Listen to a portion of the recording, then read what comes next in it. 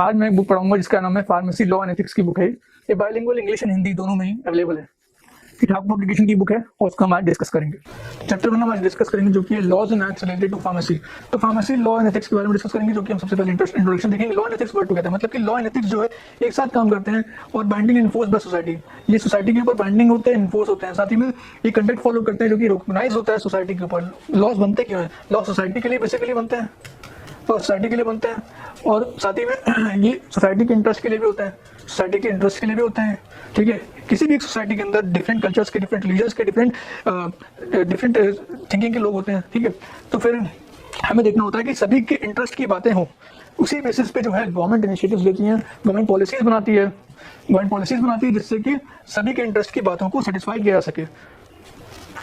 तो अब हम क्या करेंगे, समझेंगे definition and meaning of law क्या होता है। तो कॉडिफाइड कॉमन सेंस, तो एक क्या होता है लॉ? कोडिफाइड कॉमन सेंस होता है। कोडिफाइड कॉमन सेंस होता है set of rules imposed by authority. तो कोई भी एक अथॉरिटी होती है, मतलब कि कोई भी अथॉरिटी होगी वो आपका लॉज बनाती है। लीगल डॉक्यूमेंट होता है that sets the rules that regulate a specific type of activity. Legal document होता है लॉज। एक लीगल डॉक्यूमेंट क्या हो सकता है? लीगल डॉक्यूमेंट एक नोटिफिकेशन के थ्रू हो सकता है, एक ऑर्डिनेंस के थ्रू हो सकता है, एक सेट ऑफ गाइडलाइंस के थ्रू हो सकता है। सबके थ्रू एक लीगल डॉक्यूमेंट्स होगा जो कि रूल्स होगा, रेगुलेट करेगी किसी भी सोसाइटी का जो है उसको रेगुलेट करेगी। प्रिंसिपल्स हो सकते हैं, रेगुलेशंस हो सकते हैं established by some authority in community and applies to citizens. ठीक है, तो all rules of conduct established and enforced by communities, states or other group authority, legislation or custom. According to Rig Veda, law is the king of monarchs, far more powerful and right than they, by whose aid even the weak may conquer over the strong. According to John Locke, every law is a veritable freedom that ends law are not to abolish or confine. तो ये सब चीजें हैं, आप देखिएगा। Law and jurisprudence क्या होता है? According to Austin, law is a sovereign law. तो लॉ क्या और ऑस्टिन ने बताया, law is a command to sovereign, मतलब कि सॉवरेन कमांड, मतलब कि जो सबसे सुप्रीम अथॉरिटी है उसी जो वो बोलता है वही लॉ है। According to Salmond, law is set of principles. तो प्रिंसिपल्स हैं, कुछ प्रिंसिपल्स डिफाइन किए गए हैं, वही लॉ है। सालमैन ने बताया। और रास्कर पॉन्ड ने क्या बताया? Law is a social engineering, मतलब कि जो कि सोसाइटी में जो चीज़ें हो रही हैं एक्सपेरिमेंट्स के थ्रू, पूरे के पूरे कंसिडरेशंस के थ्रू, वही लॉ है। According to Kelsen, law is normative science. The legal standards are ought norms as opposed its norms physical and natural science. तो ये कैल्सन ने बताया। Savigny discovered the origin of law in Volksgeist. तो एक theory दी गई थी, वॉकजेस्ट theory. ये किसने दी थी? सेवेगनी ने। तो ये सब चीज़ें बताई थी। तो जुरिस्प्रूडेंस बहुत इंपॉर्टेंट टॉपिक होता है। ये हम लोग की फर्स्ट सेमेस्टर में हम लोग को पढ़ाया गया था, अच्छे से मुझे याद है। According to Holmes, law is a declaration of the circumstances in which public force will be brought to bear through courts and general principles of law। कुछ है रूल ऑफ लॉ बहुत इंपॉर्टेंट टॉपिक है, इसको हमें देखना होता है। Separation of powers है, यूबी जुस इबी रिमेडियम। इबी रिमेडियम क्या होता है? इबी जुस इबी रिमेडियम होता है कि where there is a law there is a remedy. ठीक है, जहाँ लॉ है वहाँ रेमेडी है। इग्नोरेंशिया फैक्टी एक्सक्यूजेड, मतलब कि इग्नोरेंशिया फैक्टी एक्सक्यूजेड और इग्नोरेंशिया जुरिस नॉन एक्सक्यूजेड, मतलब कि ignorance of fact can be excused but ignorance of law can not be excused. Voluntary non fit injuria. Voluntary non fit injuria का मतलब क्या होता है? Injury caused by consent is not an excuse. Voluntary non fit injuria क्या होता है? Injury caused by consent is not cause of action. For example, आप देखते होगे कि क्रिकेट अगर कोई खेल रहा है, उसके मान लो सर पे चोट लग गई, तो क्या होगा? ये एक्सक्यूज नहीं हो सकता। रेफ ipsa locutor, the thing speaks for itself. Actus non facet reum nisi mansit rea. The intent and act coincide to commit the crime।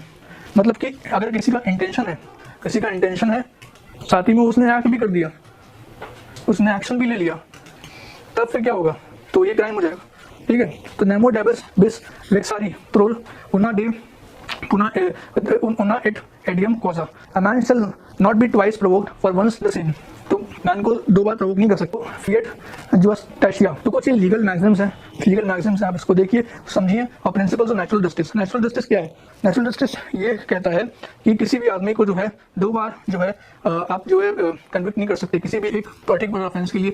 ये हमारे कॉन्स्टिट्यूशन में भी दे रखा है और साथ ही में कुछ रूल्स और नेचुरल जस्टिस के दे रखे हैं। Rules are not universally embodied and are not codified. कहीं पे भी कोडिफाई नहीं होता है ये सब।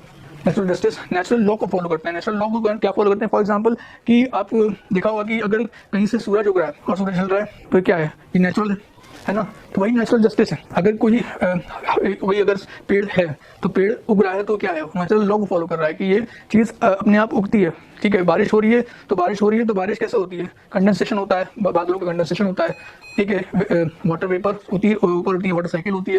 तो ये सब नेचुरल जस्टिस का एक पार्ट है, जिसको कहते हैं प्रकृति का नियम। प्रकृति का नियम जो है नेचुरल जस्टिस के अंदर आता है। तो rules are not universally embodied and are not codified, ये सब कोडिफाई नहीं हो सकते। Rules have been created to secure justice and to prevent failure of justice. साथ ही में according to the maxim, justice should not only be done but should be clearly observed to be conducted, applicable to administrative and judicial proceedings. मतलब कि अगर इन सब चीज़ों को अगर हम लॉ में देखें, लॉ को किस तरीके से हम इम्प्लीमेंट करते हैं सब चीज़ों को लेके, तब हमें कुछ समझ में आता है चीज़ें कि अगर हम एडमिनिस्ट्रेटिव यूज़ में अगर हम उसको ले आए। सोशल चेंज हुआ भी ऐसी, सोशल चेंज जब हुआ तो इन सब चीज़ों को धीरे धीरे इम्प्लीमेंट करा गया और अच्छे तरीके से अप्लाई किया गया, तभी ये जुडिशियल प्रोसीडिंग्स में भी अप्लाई हुए। वही चीज़ उसमें बताई गई थी कि अप्लाई हुए एडमिनिस्ट्रेटिव प्रोसीडिंग्स और क्वासी जुडिशियल प्रोसीडिंग्स में यूज हुए और include following rules: rule against bias, affairs nemo debit, esse judice in properia sua causa, no man can be judged in his own cause। मतलब कोई एक आदमी जो कि खुद ही अक्यूज्ड है, वो खुद के ही केस में जज नहीं बन सकता। अगर हम थोड़ा सा इसमें और समझें चीज़ों को, एग्जांपल ले लेते हैं कि पर्सनल बायस। फॉर एग्जांपल ये पर्सनल बायस का केस है, ये केस लॉ दे रखा है, एक Kraipak versus union of India all India report 1970 supreme court का केस है। साथ में pecuniary bias, Dimes versus grand junction canal corporation, ये आपका 1852 का केस है। और साथ ही में subject matter bias relating to subject matter, Gullapalli Nageswara Rao versus APSRTC का केस है 1959 का। ये सब इंपॉर्टेंट केसेस हैं। Rule of fair hearing on basis of maxim ऑडी अल्टरम पार्टम। ऑडी अल्टरम पार्टम मतलब होता है कि राइट टू हियरिंग, एक आदमी को राइट है कि वो नेचुरल जस्टिस के थ्रू उसको हियरिंग का मौका मिले। मतलब कि अगर वो कोई विक्टिम है या फिर एक्यूज्ड है तो उसको कम से कम उसको बोलने का अधिकार मिले कि वो जाके अपने बात को रख सके जज के सामने। इस तरीके से ingredients of rule include notice, right to evidence, disclosure, right to legal presentation, non observance has the effect of nullifying a decision. ये सब बातें हैं, सबके अंदर history and various acts related to drugs and pharmacy profession के अंदर है। ये सब आप हिस्ट्री इसकी तरह थोड़ा सा ध्यान देख लीजिएगा।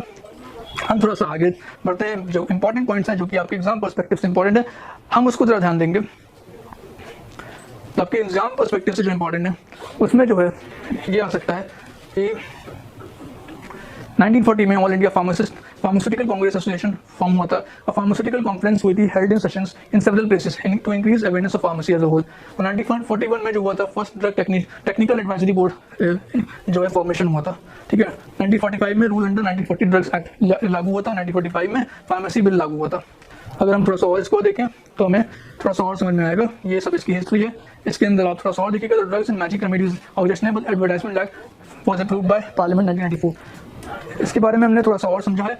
उसको आगे की जो आप वीडियोस देखेंगे, आगे की उसके जो आप समझेंगे इसके बारे में, तो आपको इस मैजिक रेमेडीज एक्ट के बारे में समझ में आएगा। Drug price control order 1970, DPCO के बारे में भी हमने इस वीडियो में समझाया है। इस वीडियो से आप जुड़े रहिएगा तो आपको समझ में आएगा। और 1985 में narcotics drug and psychotropic substance act के बारे में भी हमने समझाया 1985 में। हम चैप्टर 2 समझेंगे pharmacy act and pharmacy practice regulations के बारे में। तो फार्मेसी एक्ट 1948 और रूल्स के बारे में थोड़ा सा समझेंगे इसको। तो इंट्रोडक्शन अगर है, before independence there was no regulations for professional practice of pharmacy. लेकिन बाद में जब ये सब एक्ट्स आए तब रेगुलेशंस इंप्लीमेंट हुए और गवर्नमेंट ने बहुत सारे इनिशिएटिव्स लिए जिससे कि बेहतर तरीके की ड्रग्स मिल पाएँ और गवर्नमेंट जो है बेहतर तरीके की ड्रग्स और सिटीजन्स को एकदम ग्रास रूट लेवल पे सिटीजन्स को प्रोवाइड कर पाए ड्रग्स। तो ऑब्जेक्टिव्स ऑफ फार्मेसी एक्ट 1948 जो है, फार्मेसी एक्ट 1948 के बारे में जो है पास होता है। और मैं यहाँ पे ड्रग्स जो ले रहा हूँ ये मेडिसिन की बात है, ये मेडिसिन की बात मैं कर रहा हूँ यहाँ पे। ड्रग्स और कुछ मत समझ लीजिएगा यहाँ पे, ड्रग्स मतलब मेडिसिन। तो हम ऑब्जेक्टिव्स की बात करेंगे of pharmacy act 1948। The pharmacy act 1948 is passed with main objectives to regulate professional practice of pharmacy are as follows. तो हम थोड़ा सा देखेंगे to make better provisions for regulating profession and practising of pharmacy to raise the status of profession of pharmacy. मतलब status profession pharmacy को अब अच्छा करने के लिए to constitute pharmacy council. Pharmacy council को स्टैब्लिश करने के लिए साथ ही में regulate pharmacy institution specifically diploma in pharmacy, मतलब डिप्लोमा इन फार्मेसी जो की करने के लिए उसके लिए हमने बनाया था। साथ ही में हम क्या करेंगे, central register is register pharmacist maintain. और साथ ही मेडिकल प्रैक्टिशनर कौन होगा, सेक्शन 3 में बता रखा है। सेक्शन 3 में अगर हमने जाना तो इंडियन मेडिकल डिग्रीज जो होंगी वो इंडियन मेडिकल डिग्रीज एक्ट 1916 में बता रखी है। साथ ही में क्वालिफिकेशन जो है वो अथॉरिटी प्रोवाइड करेगी specified in schedules of Indian medical council act 1956 person registered और eligible for registration in medical register of a state maintained for registration of person practising modern scientific system. मतलब कि registered जो कि eligible for registration है of a state maintained for registration of a person practising modern scientific system medicine, ये सब जो है वो लोग कर पाएंगे। साथ में क्वालिफिकेशन अप्रूव्ड जो कि स्टेट गवर्नमेंट प्रोवाइड करेगी, स्टेट गवर्नमेंट प्रोवाइड करवाएगी क्वालिफिकेशन अप्रूव। और साथ ही में person registered in medical register, person जो होगा रजिस्टर्ड होगा मेडिकल रजिस्टर के लिए। साथ ही में हम थोड़ा सा और इसके बारे में जानने की कोशिश करेंगे, आगे बढ़ेंगे। Registered pharmacist is a person whose name for the time being is entered. Registered pharmacist कौन होगा? रजिस्टर्ड फार्मासिस्ट वो होगा जो कि जिसका name time being is entered in register of pharmacists of the state in which he is for time being deciding or carrying on his profession. तो मतलब कि कोई ऐसा आदमी जो कि अपना प्रोफेशन जो है फार्मेसी का कर रहा है वो होगा फार्मासिस्ट। और डिस्प्लेस्ड पर्सन कौन होगा? Person who on account of setting up of dominions of India and Pakistan or on account of civil disturbance or fear of such disturbance in area now forming part of Pakistan has on or after the first day of March 1947 left or has been displaced from his place. अगर हम थोड़ा सा इसके बारे में displaced person के बारे में देखें तो हमें पता लगेगा कि कौन ऐसा पर्सन है डिस्प्लेस होगा। तो कोई 1947 के जो 1947 के मार्च 1947 के आफ्टर जो है first day of March 1947 left or been displaced from his place of residence, तब वो जो होगा उसको कहेंगे डिस्प्लेस्ड पर्सन। और फार्मेसी का बिजनेस अपना करता हो तब होगा displaced person. Any person who on account of civil disturbances or the fear of such disturbance any area now forming part of Bangladesh. मतलब कि ऐसा कोई पर्सन जो कि सिविल डिस्टर्बेंसेस हो गए हैं और वो अब बांग्लादेश में जाकर रिसाइड करने लगा है in 14 day of April 1957 but before the 25th day of March 1971 been displaced from his place. मतलब कि अब वो उधर नहीं रहता, वो चला गया Bangladesh. In such an area who has such since then been residing in India, मतलब कि रिसाइड करता है इंडिया में। Repatriate क्या होता है? Is any person of Indian origin who on account of civil disturbances in the country is now forming part of Burma। मतलब कि वो बर्मा का पार्ट हो चुका है। तब ऐसी कंडीशन में क्या होगा? ऐसी कंडीशन में उसको जो है रेप्रिएट बोलेंगे। और रेप्रिएट तो बोलेंगे ही, लेकिन होगा क्या? हम जो पढ़ रहे हैं वो क्या होगा? तो उसको मेडिकल उसको रेप्रिएट बोलेंगे। साथ ही में जो है रेप्रिएट क्या होगा? Any person of Indian origin who on account of civil disturbances in an area now forming part of Burma, Sri Lanka, Uganda or any other country has after 14 day of April 1957 left or has been displaced from his place of residence. University grants commission क्या होगा? University grants commission Indian universities की कुछ चीजें इसमें बता रखी है, आपको पता ही होगा। यूसी क्या होता है? कॉन्स्टिट्यूएंट इलेक्टेड मेंबर्स 6 मेंबर्स होंगे total, 1 members elected from members by member of medical council of India, 1 registered pharmacist represent each state और नॉमिनेटेड मेंबर्स के 6 मेंबर्स होंगे representative of university grant commission. और साथ ही में ऑफिशियल मेंबर कुछ होंगे, 6 टीचर्स होंगे, 1 nominee of each state pharmacy council होगा, 1 representative of university grants commission होना चाहिए। साथ ही में prime minister, president and vice president कैसे होने चाहिए? Members of council amongst themselves elect the president and vice president होना चाहिए। साथ में हम थोड़ा सा और डिस्कस इसके बारे में करेंगे। Vacancy in central council should be filled by fresh elections होने चाहिए और elected person should hold office for remaining term. ठीक है। Members of central council eligible for renomination or re-election. Central council should appoint a registrar who should act as secretary होना चाहिए। साथ ही में अगर हम थोड़ा सा देखें इसके बारे में, सेंट्रल काउंसिल में ऑल्सो टेक नेसेसरी सिक्योरिटी होनी चाहिए। Member of central council should hold office till expiry of his term. Functions क्या होनी चाहिए? Design of educational pattern design करना चाहिए। एजुकेशनल पैटर्न डिजाइन करना चाहिए। Minimum qualification for getting admission in pharmacy course and training period and course to be follow during training period होनी चाहिए और कोर्स फॉलो करना चाहिए। Type of duration of practical training after regular course जो होना चाहिए not less than 500 hours, should be within 3 months होना चाहिए। और licence chemicals chemist and drug stop होनी चाहिए, subject to be studied and the standards for qualifying examinations को फॉलो करना चाहिए। ये बहुत इंपॉर्टेंट है कि सभी को फॉलो करे तभी काम हो पाएगा। Facilities and equipment that institutions running such courses should provide. तो जो इंस्टीट्यूशंस हैं उनको फॉलो करना चाहिए, एक प्री डिफाइंड फैसिलिटीज प्रोवाइड करनी चाहिए, तभी बेहतर तरीके से काम हो पाएगा। हम थोड़ा सा और आगे बढ़ते हैं। जो रिकॉग्निशन ऑफ फॉरेन क्वालिफिकेशंस को प्रोवाइड करना चाहिए और मेंटेन करना चाहिए सेंट्रल रजिस्टर ऑफ फार्मासिस्ट। और साथ ही में अगर हम थोड़ा सा और देखें तो approval of study courses provide करना चाहिए, जिससे कि जो फार्मेसी है उसको और बेहतर तरीके के फार्मासिस्ट मिल पाए। और अप्रूवल ऑफ अदर तरीके की क्वालिफिकेशन आपने देखा होगा कि बी फार्मा एंड फार्मेसी की क्वालिफिकेशंस को प्रोवाइड करना चाहिए। साथ ही में हम आगे देखेंगे central register of pharmacist central government लगाती है। साथ ही में स्टेट लेवल पे भी ये काम होता है। और एजुकेशनल रेगुलेशंस 2020 और डिप्लोमा कोर्सेज भी प्रोवाइड करता है फार्मेसी जो कि डी फार्मा का। साथ ही में ड्यूरेशन ऑफ कोर्सेज जो होता है वो आपका not less then 180 working days होता है। साथ ही में कोर्स ऑफ स्टडी बहुत सारे तरीके के होते हैं। डिप्लोमा इन फार्मेसी पार्ट भी आपने देखा ही होगा, बहुत सारे सिलेबस प्रोवाइड होते हैं सब तरीके के। साथ ही में अब आगे हम देखेंगे क्या क्या चीज़ें आपने देखी होंगी। यहाँ पे नीचे एक्सरसाइजेस दे रखी है, मोड ऑफ एग्जामिनेशन है, ये सब चीज़ें आप देख सकते हैं। बहुत सारे ऐसे लोग होते हैं जिन्होंने बीफार्मा डीफार्मा करा ही हुआ है, तो ये सब बहुत बेसिक चीज़ें हैं। फार्मेसी में सर्टिफिकेट ऑफ डिप्लोमा प्रोवाइड किया जाता है। रिपील एंड सेविंग्स कुछ एजुकेशनल रेगुलेशंस होती हैं जो कि हमें फार्मेसी काउंसिल ऑफ इंडिया के तहत हमें देखने को मिलती है, जो कि क्योंकि फार्मेसी काउंसिल ऑफ इंडिया जो है वही रेगुलेट करता है सब कुछ। State and joint state pharmacy council भी होते हैं जो कि स्टेट लेवल पे और जॉइंट स्टेट मतलब कि दो स्टेट मिलकर एक चीज़ कर रहे होते हैं, और सेंट्रल और स्टेट भी करते हैं। तो जॉइंट स्टेट होता है और साथ ही में कॉन्स्टिट्यूशन कैसे होता है, इलेक्टेड मेंबर्स होते हैं, नॉमिनेटेड मेंबर्स होते हैं। इलेक्टेड मेंबर्स कितने होंगे, 6 मेंबर्स होंगे, 6 मेंबर्स इलेक्टेड होंगे from among themselves registered pharmacists of state. Nominated members कितने होंगे, नॉमिनेटेड मेंबर्स होंगे 5 members are nominated by the state government of who at least 3 should be degree or diploma. Ex official members कितने होंगे, the officer in charge of drug controller, तो government analyst deputed president और vice president shall be elected by members from among themselves subject to membership. They hold office for 5 years, 5 years के लिए hold office करेंगे, eligible for election. अब हम थोड़ा सा और देखेंगे इसके बारे में। Constitution of state pharmacy council, ये आपका पूरा का पूरा कॉन्स्टिट्यूशन है, किस तरीके से होता है। इसका आप स्क्रीनशॉट फटाफट ले लीजिए तो आपको ज़्यादा अच्छे समझ आएगा। वर्बली उतना मैं समझा नहीं पाऊंगा, लेकिन आप इसको समझेंगे पढ़ेंगे तो आपको ज़्यादा बेहतर समझ आएगा। इसका फटाफट स्क्रीनशॉट ले लीजिए, फिर हम आगे बढ़ें। President and vice president, president vice president क्या होता है, state pharmacy council has continuous progress and involvement of corporate bodies. ठीक है, इसका 5 years का टर्म होता है। आगे बढ़ते हैं हम, ठीक है, आगे बढ़ते हैं हम। 5 years का इसका टर्म होता है। However, they may resign their membership by writing to President, Constitution of Joint State Pharmacy Council under the Joint State Pharmacy Council to have more states enter into an agreement. वही मैंने जैसे आपको बताया था कि 2 states joint state pharmacy council में 2 state जो होते हैं वो करते हैं, और नंबर ऑफ मेंबर्स और नंबर ऑफ मेंबर्स कितने होते हैं state pharmacist 3 to 5 from each state instead of 6 in single state. अब आगे थोड़ा सा और बढ़ते हैं। फंक्शंस क्या होते हैं, maintaining of registers, entry of names of registers, और मेंटेनिंग ऑफ रजिस्टर्स क्या होंगे, कंपाउंडर्स, डिस्पेंसर्स और had degree and experience of dispensing. मतलब कि जो डिग्री जो मिलती है उनका रजिस्ट्रेशन कैसे होगा, किस तरीके से होगा, सब कुछ जो कौन करता है, स्टेट फार्मेसी काउंसिल जो आपको रजिस्ट्रेशन प्रोवाइड करते हैं, जो कि जितने भी लोगों को आपको फार्मासिस्ट बनाना होता है कौन करता है, स्टेट फार्मेसी काउंसिल। जितने भी लोगों को बी फार्मा डी फार्मा सब कुछ मिलता है और वो फार्मासिस्ट बन जाते हैं, कौन करता है, मेंटेनेंस ऑफ रजिस्टर्स जो कहाँ होते हैं, स्टेट फार्मेसी काउंसिल के अंदर। Entry of names of register, names register में कौन करता है, state pharmacy council. Removal of names ये भी स्टेट फार्मेसी काउंसिल के अंदर आता है। ठीक है, तो इन सब के अंदर सारी की सारी अथॉरिटी स्टेट फार्मेसी काउंसिल को मिली हुई है। बहुत इंपॉर्टेंट है ये। प्रिंटिंग ऑफ रजिस्टर्स पब्लिश करता है जो आपका स्टेट फार्मेसी काउंसिल पब्लिशिंग करता है। और कब हुआ था, 1 April after the commencement of pharmacy amendment act 1959 के अंदर। Inspection by the state council, inspection provide करता है स्टेट फार्मेसी काउंसिल। इसको आप एक बार देख लीजिएगा। रजिस्ट्रेशन ऑफ फार्मासिस्ट, अब ये रजिस्ट्रेशन होता कैसे, पहले थोड़ा सा इसको समझ लेते हैं। रजिस्ट्रेशन कैसे होता है, after the education regulations have become effective in the state, person can be registered as a pharmacist if he she complies with the following conditions. कुछ कंडीशंस है। 18 years का होना चाहिए फार्मासिस्ट को, मतलब कि एज ऑफ मेजॉरिटी पे आना चाहिए।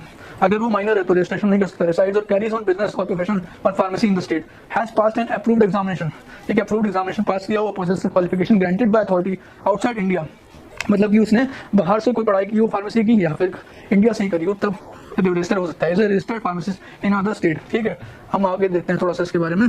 Following particulars included in register, कुछ पर्टिकुलर्स में दे रखे हैं, अब इसको थोड़ा सा ध्यान से देख लीजिएगा। मेंटेनेंस ऑफ रजिस्टर कैसे होगा, preparation of first resistor and subsequent register, मतलब कि पहला रजिस्टर जो मेंटेन किया उसके बाद उसके आगे आने वाला रजिस्टर होगा, इसका मेंटेन क्या करना होता है, कौन करता है वही state pharmacy council. State pharmacy council होगा, मेंटेन करता है। प्रिपरेशन ऑफ फर्स्ट रजिस्टर कैसे होता है, for purpose of preparing the first register state government shall bye notification in the official gadget constitute a registration tribunal. अब registration tribunal सबसे पहले registration tribunal पे जाता है। रजिस्ट्रेशन ट्रिब्यूनल पे चीजें आती हैं, रजिस्ट्रेशन ट्रिब्यूनल पे आती हैं। 3 पर्सन इसके ट्रिब्यूनल के अंदर 3 पर्सन होते हैं। ठीक है, उसमें से 3 में से एक जो होता है प्रिसाइडिंग ऑफिसर होता है। ठीक है, state government shall by same or alike notification appoint a date on or before which application for registration which shall be accompanied by the prescribed shall fee। अब इसमें फी लेता है रजिस्ट्रेशन ट्रिब्यूनल, जो होता है एक पर्टिकुलर फी लेगा जिससे कि वो आपका रजिस्ट्रेशन कर पाए। ठीक है, हम आगे जाएंगे थोड़ा सा देखेंगे कि क्या फीस लेता है, क्या होगा। 60 डेज के अंदर आपको रजिस्ट्रेशन कराना होता है। अगर 60 डेज के अंदर आप रजिस्ट्रेशन नहीं करा पाएंगे तो आप रजिस्ट्रेशन ही नहीं करा पाएंगे। थोड़ा सा हम आगे जाएंगे, थोड़ा सा देखेंगे कैसे होता है system. Registrar shall amend the register in accordance with that decision of the authority appointed in the subsection 4। अब ये कैसे होता है, किस कौन से सेक्शन में दे रखा है, सबसेक्शन 4 में दे रखा है। Registrar shall amend the register, अब रजिस्ट्रार के पास अथॉरिटी है कि वो रजिस्टर को अमेंड कर सकता है।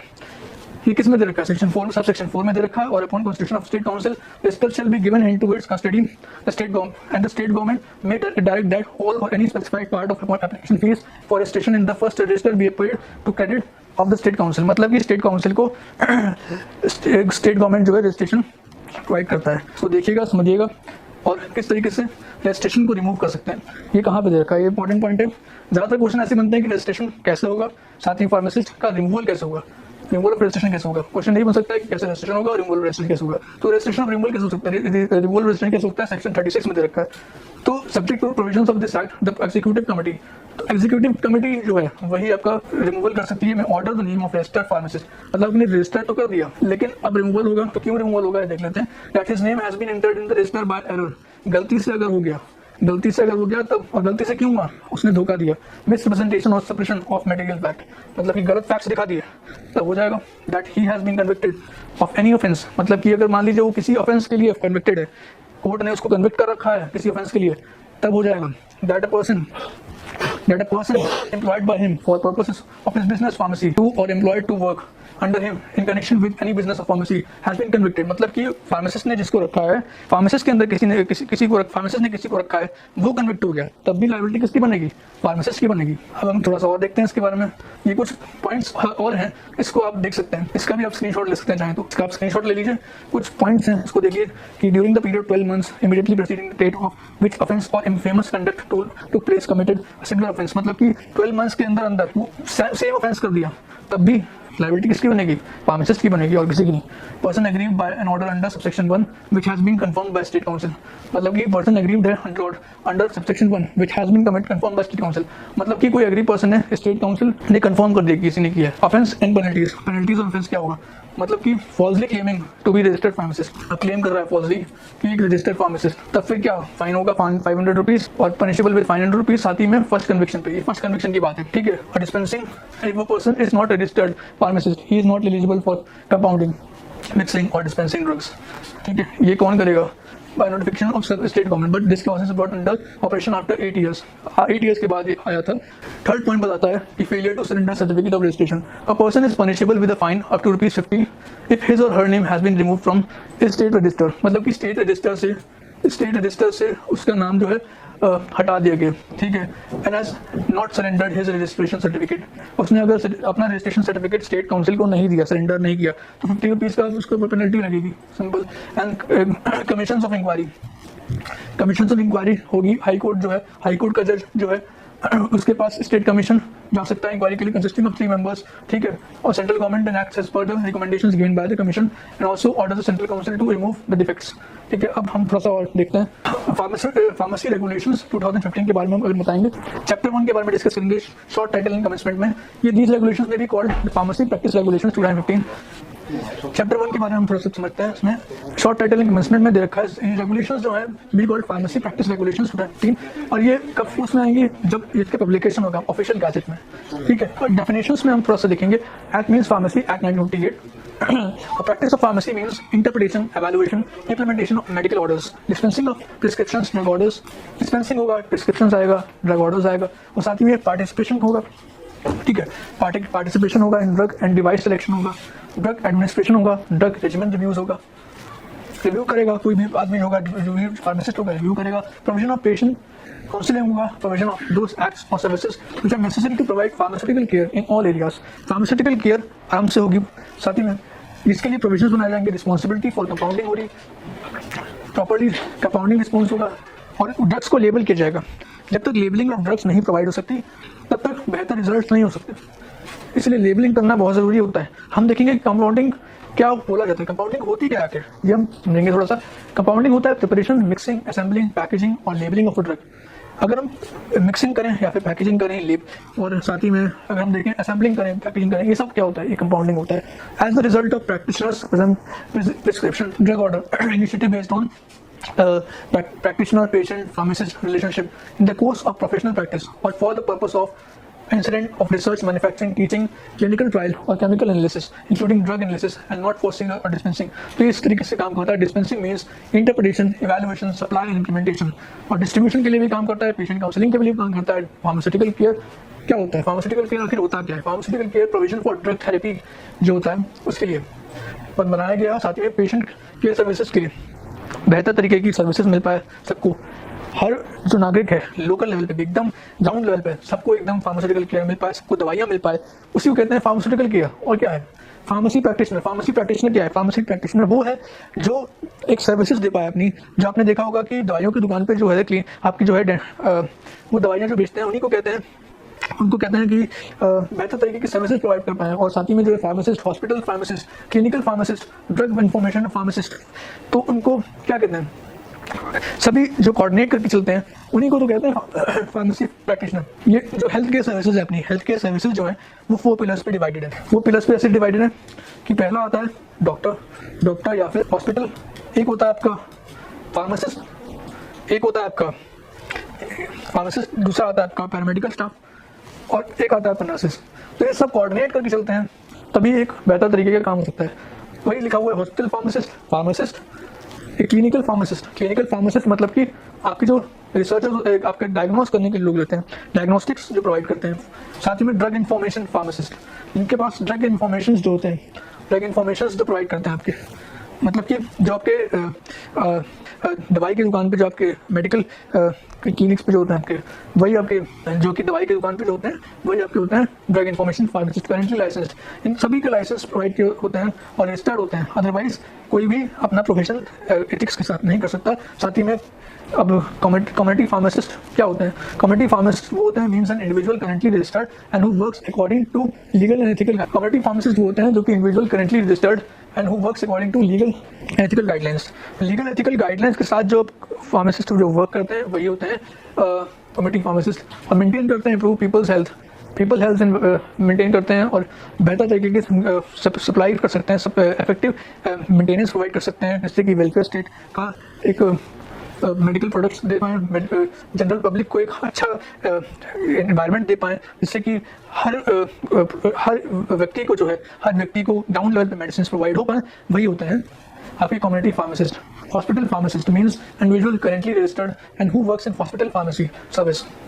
हॉस्पिटल फार्मासिस्ट कौन होते हैं? हॉस्पिटल फार्मासिस्ट वो होते हैं जो कि दवाइयों की सर्विस, हेल्थ केयर सर्विसेज जो होते हैं वो प्रोवाइड कर पाए। फॉर एग्जांपल हम डॉक्टर्स की बात करते हैं, डॉक्टर्स का बहुत इंपॉर्टेंट रोल होता है जो कि हॉस्पिटल फार्मासिस्ट का रोल करते हैं, और साथ ही में वो कोलैबोरेटिव काम करते हैं, कोऑर्डिनेशन के साथ काम करते हैं जो कि हॉस्पिटल फार्मासिस्ट करते हैं। ड्रग इन्फॉर्मेशन फार्मासिस्ट कौन होता है? ड्रग इन्फॉर्मेशन फार्मासिस्ट वो होते हैं जिनके पास जो होती है अच्छे से नॉलेज होती है, जिनको अच्छी नॉलेज है, ड्रग इन्फॉर्मेशन की नॉलेज है, और साथ ही में वो भी कोऑर्डिनेशन के साथ काम करते हैं हॉस्पिटल्स के साथ, और साथ ही में एक बेहतर तरीके की हेल्थ केयर सिस्टम में अच्छे से मैनेज करते हैं और अच्छा रिजल्ट्स प्रोवाइड करते हैं। क्लिनिकल फार्मासिस्ट कौन होते हैं? Means an individual currently registered and who provides patient care that optimizes the use of medication and promotes health wellness and disease prevention.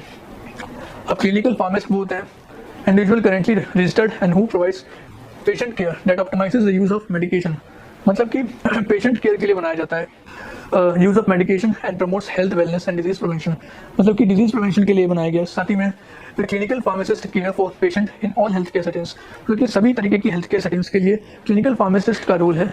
और साथ ही में clinical pharmacist care for patients in all health care settings, सभी तरीके की health care settings के लिए clinical pharmacist का रोल बहुत इंपॉर्टेंट होता है। क्लिनिकल फार्मासिस्ट जो होते हैं वो बहुत अच्छे तरीके से मैनेज करते हैं कि किस तरीके से डॉक्टर्स के साथ मैनेज करना है, हॉस्पिटल्स के साथ मैनेज करना है, फार्मासिस्ट के साथ मैनेज करना है, जिससे कि एक बेहतर हेल्थ केयर सेटअप पूरा का पूरा कंट्री में बन पाए, जिससे कि इकोनॉमिक डेवलपमेंट भी अच्छे से हो पाए। रजिस्टर्ड फार्मासिस्ट कौन होता है? रजिस्टर्ड फार्मासिस्ट वो होते हैं जिसको सेंट्रल गवर्नमेंट और स्टेट गवर्नमेंट जो है रजिस्टर करती है। प्रिस्क्रिप्शन कौन देता है? प्रिस्क्रिप्शन जो होता है वो कि डॉक्टर प्रोवाइड करते हैं, जिससे कि कस्टमर जो होता है, फिर आप कह सकते हैं क्लाइंट जो होता है, वो आपको फार्मासिस्ट के पास जाता है और साथ में फार्मासिस्ट कभी कभी उसको बताता है कि आपके फिर से कोई डाउट्स होते हैं, क्लियर करता है। और प्रिस्क्राइबर जो होता है मतलब कि डॉक्टर के पास उसको भेजता है कि आपको कोई डाउट्स हैं तो आप जाइए और डॉक्टर से क्लियर आउट करिए। कंटेंट्स ऑफ प्रिस्क्रिप्शन में कंटेंट्स हैं, ये कुछ कंटेंट्स हैं, तो आप देखिए बहुत सिंपल है। डेट है, मेडिकेशन प्रिस्क्राइब ऑफ इंस्क्रिप्शन, आपने देखा ही होगा प्रिस्क्रिप्शन में आपको अगर कभी आप डॉक्टर के पास गए होंगे तो आपको प्रिस्क्रिप्शन मिलती है, वही सब है। तो chapter 2 code of pharmacy ethics क्या होता है? Code of pharmacy ethics declaration होता है। Declaration: each applicant at the time of making an application for registration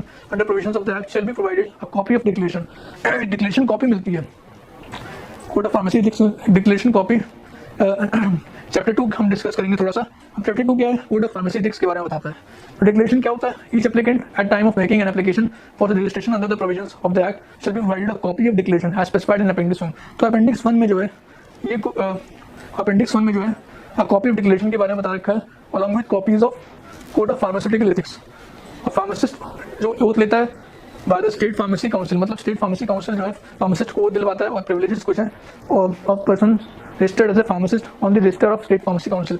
कुछ प्रिविलेजेस हैं of a person registered as a pharmacist on register of state pharmacy council, उसके बारे में बता रखा है। Subject to the conditions and restrictions laid down in this regulations regarding practice of profession of pharmacy by persons possessing approved pharmacy qualifications, every person whose name is for time being entered in the register of state in which he is for time being registered, residing or carrying on his profession or business of pharmacy shall be entitled to practice with register।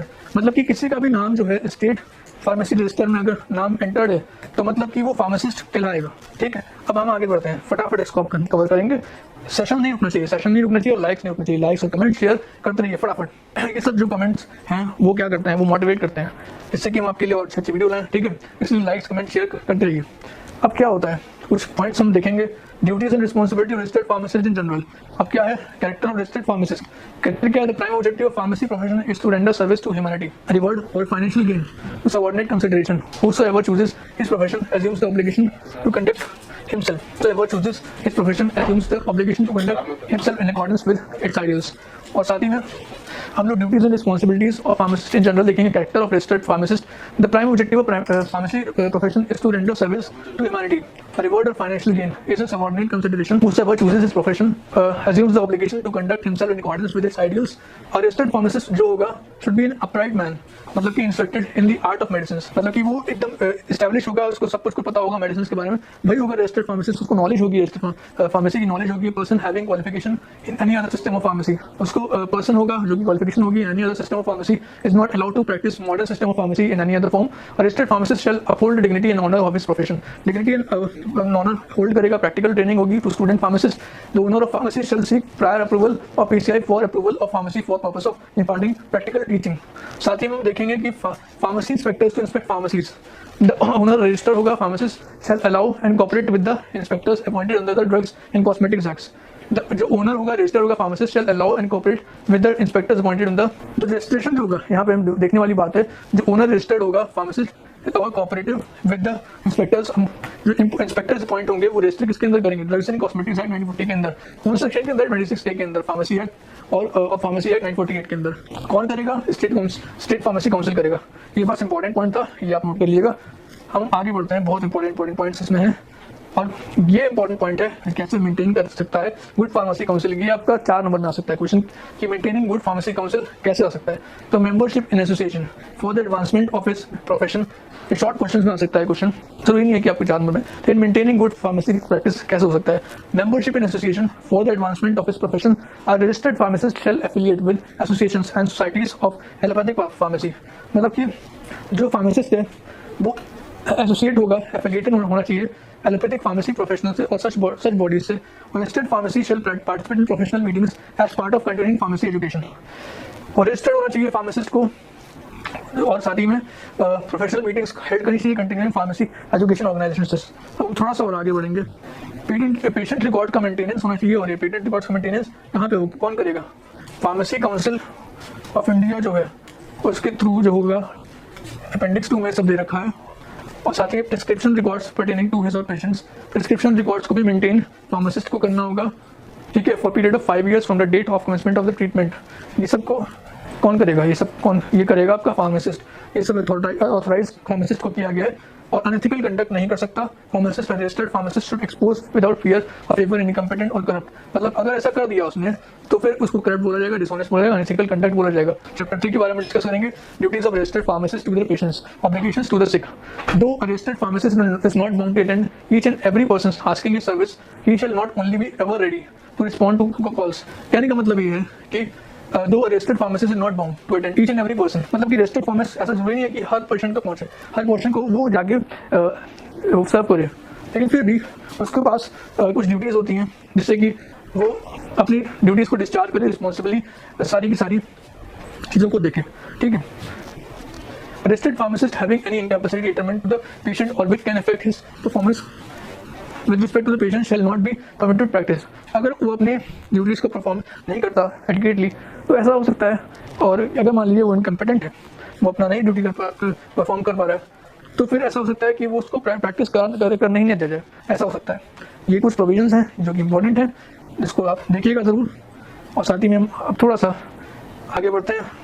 अगर हम chapter 4 के बारे में थोड़ा सा बात करें, duties of registered pharmacist, dispensing supply of drugs, मतलब कि सप्लाई ऑफ ड्रग्स फार्मासिस्ट के पास क्या क्या हो सकता है कि various activities of dispensing prescription of assembly like removal of drugs from packing, filling the prescription of etcetera में बी परफॉर्म, मतलब कि ड्रग्स को सप्लाई करना, फिल करना, पैकिंग करना और प्रिस्क्रिप्शन एक्सेट्रा में भी perform under the supervision of a registered pharmacist, मतलब कि ड्रग्स को प्रिस्क्रिप्शन परफॉर्म करना, ये सब जितनी चीज़ें हैं वो एक रजिस्टर्ड फार्मासिस्ट के अंडर ही होनी चाहिए, अदरवाइज ये सब नहीं हो सकती। और रजिस्टर्ड फार्मासिस्ट को रजिस्ट्रेशन कौन प्रोवाइड करता है? स्टेट फार्मेसी काउंसिल, ठीक है।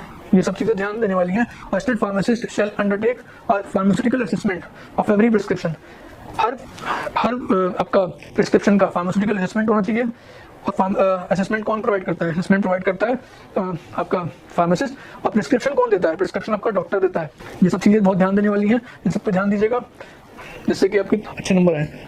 इतना लंबा मैंने पढ़ाया है तो आपको नंबर भी अच्छे ही लाने होंगे हर कीमत पे। Patient confidentiality shall be maintained eight all times, confidentiality जो है पेशेंट की वो मेंटेन करनी होगी। पेशेंट की कॉन्फिडेंशियलिटी को मेंटेन हर कीमत पे करना होगा। साथ ही में prescription is legally valid, patient confidentiality maintain होनी चाहिए। और साथ में appropriate information shall be provided to patient, appropriate information जो भी प्रोवाइड करनी होगी, ठीक है। अगर हम थोड़ा सा और आगे बढ़ें, देखें इसके बारे में, ठीक है। Compounding, dispensing and labelling of required drugs, labelling of required drugs, compounding होनी चाहिए, डिस्पेंसिंग होनी चाहिए, और pharmacist for promoting of rational drug use होना चाहिए। अब हम आगे और देखेंगे पेशेंट काउंसलिंग करना चाहिए। और ये बहुत इंपॉर्टेंट है कि पेशेंट्स कई बार ऐसे होते हैं जो कि डिप्रेशन से झेल होते हैं। डिप्रेशन होता है कि कई पेशेंट्स को, ठीक है। तो डिप्रेशन वाले जो पेशेंट्स होते हैं उनकी भी काउंसलिंग कर सकता है फार्मासिस्ट, जिससे कि वो जो है डिप्रेशन से निकल पाए। कई ऐसे पेशेंट्स होते हैं जिनको जो डॉक्टर के पास जा नहीं सकते, तो वो क्या करते हैं, वो डायरेक्ट फार्मासिस्ट के पास आते हैं। वो बोलते हैं कि मेरे पेट में दर्द है, सब है, तो जो दुकानदार है वो दे देता है दवाई। तो ऐसा होता है, काउंसलिंग कर सकता है, तो होता है, तो पेशेंट काउंसलिंग भी करता है। तो ये सब चीज़ें होती हैं, छोटी छोटी चीज़ें जो कि फार्मासिस्ट के पास रोल होता है, क्योंकि उसको नॉलेज होती है, एडिक्वेट नॉलेज होती है, ठीक है। अपॉन रिसिप्ट ऑफ प्रिस्क्रिप्शन, अब प्रिस्क्रिप्शन लेकिन होनी चाहिए। ये सब चीज़ें ध्यान देने वाली है कि प्रिस्क्रिप्शन होनी चाहिए, अदरवाइज नहीं हो पाएगा ये सब चीज़ें, ठीक है। अब हम आगे बढ़ते हैं, फटाफट बढ़ते हैं आगे। अब चैप्टर 5 में क्या responsibility registered pharmacist to each other. अब रिस्पॉन्सिबिलिटीज क्या होंगी? ईच अदर रिस्पॉन्सिबिलिटीज होंगी, तो क्या होगा? कॉपरेशन होगा, कोऑर्डिनेशन होगा, कंडक्ट इन काउंसलिंग, ठीक है, ये होगा।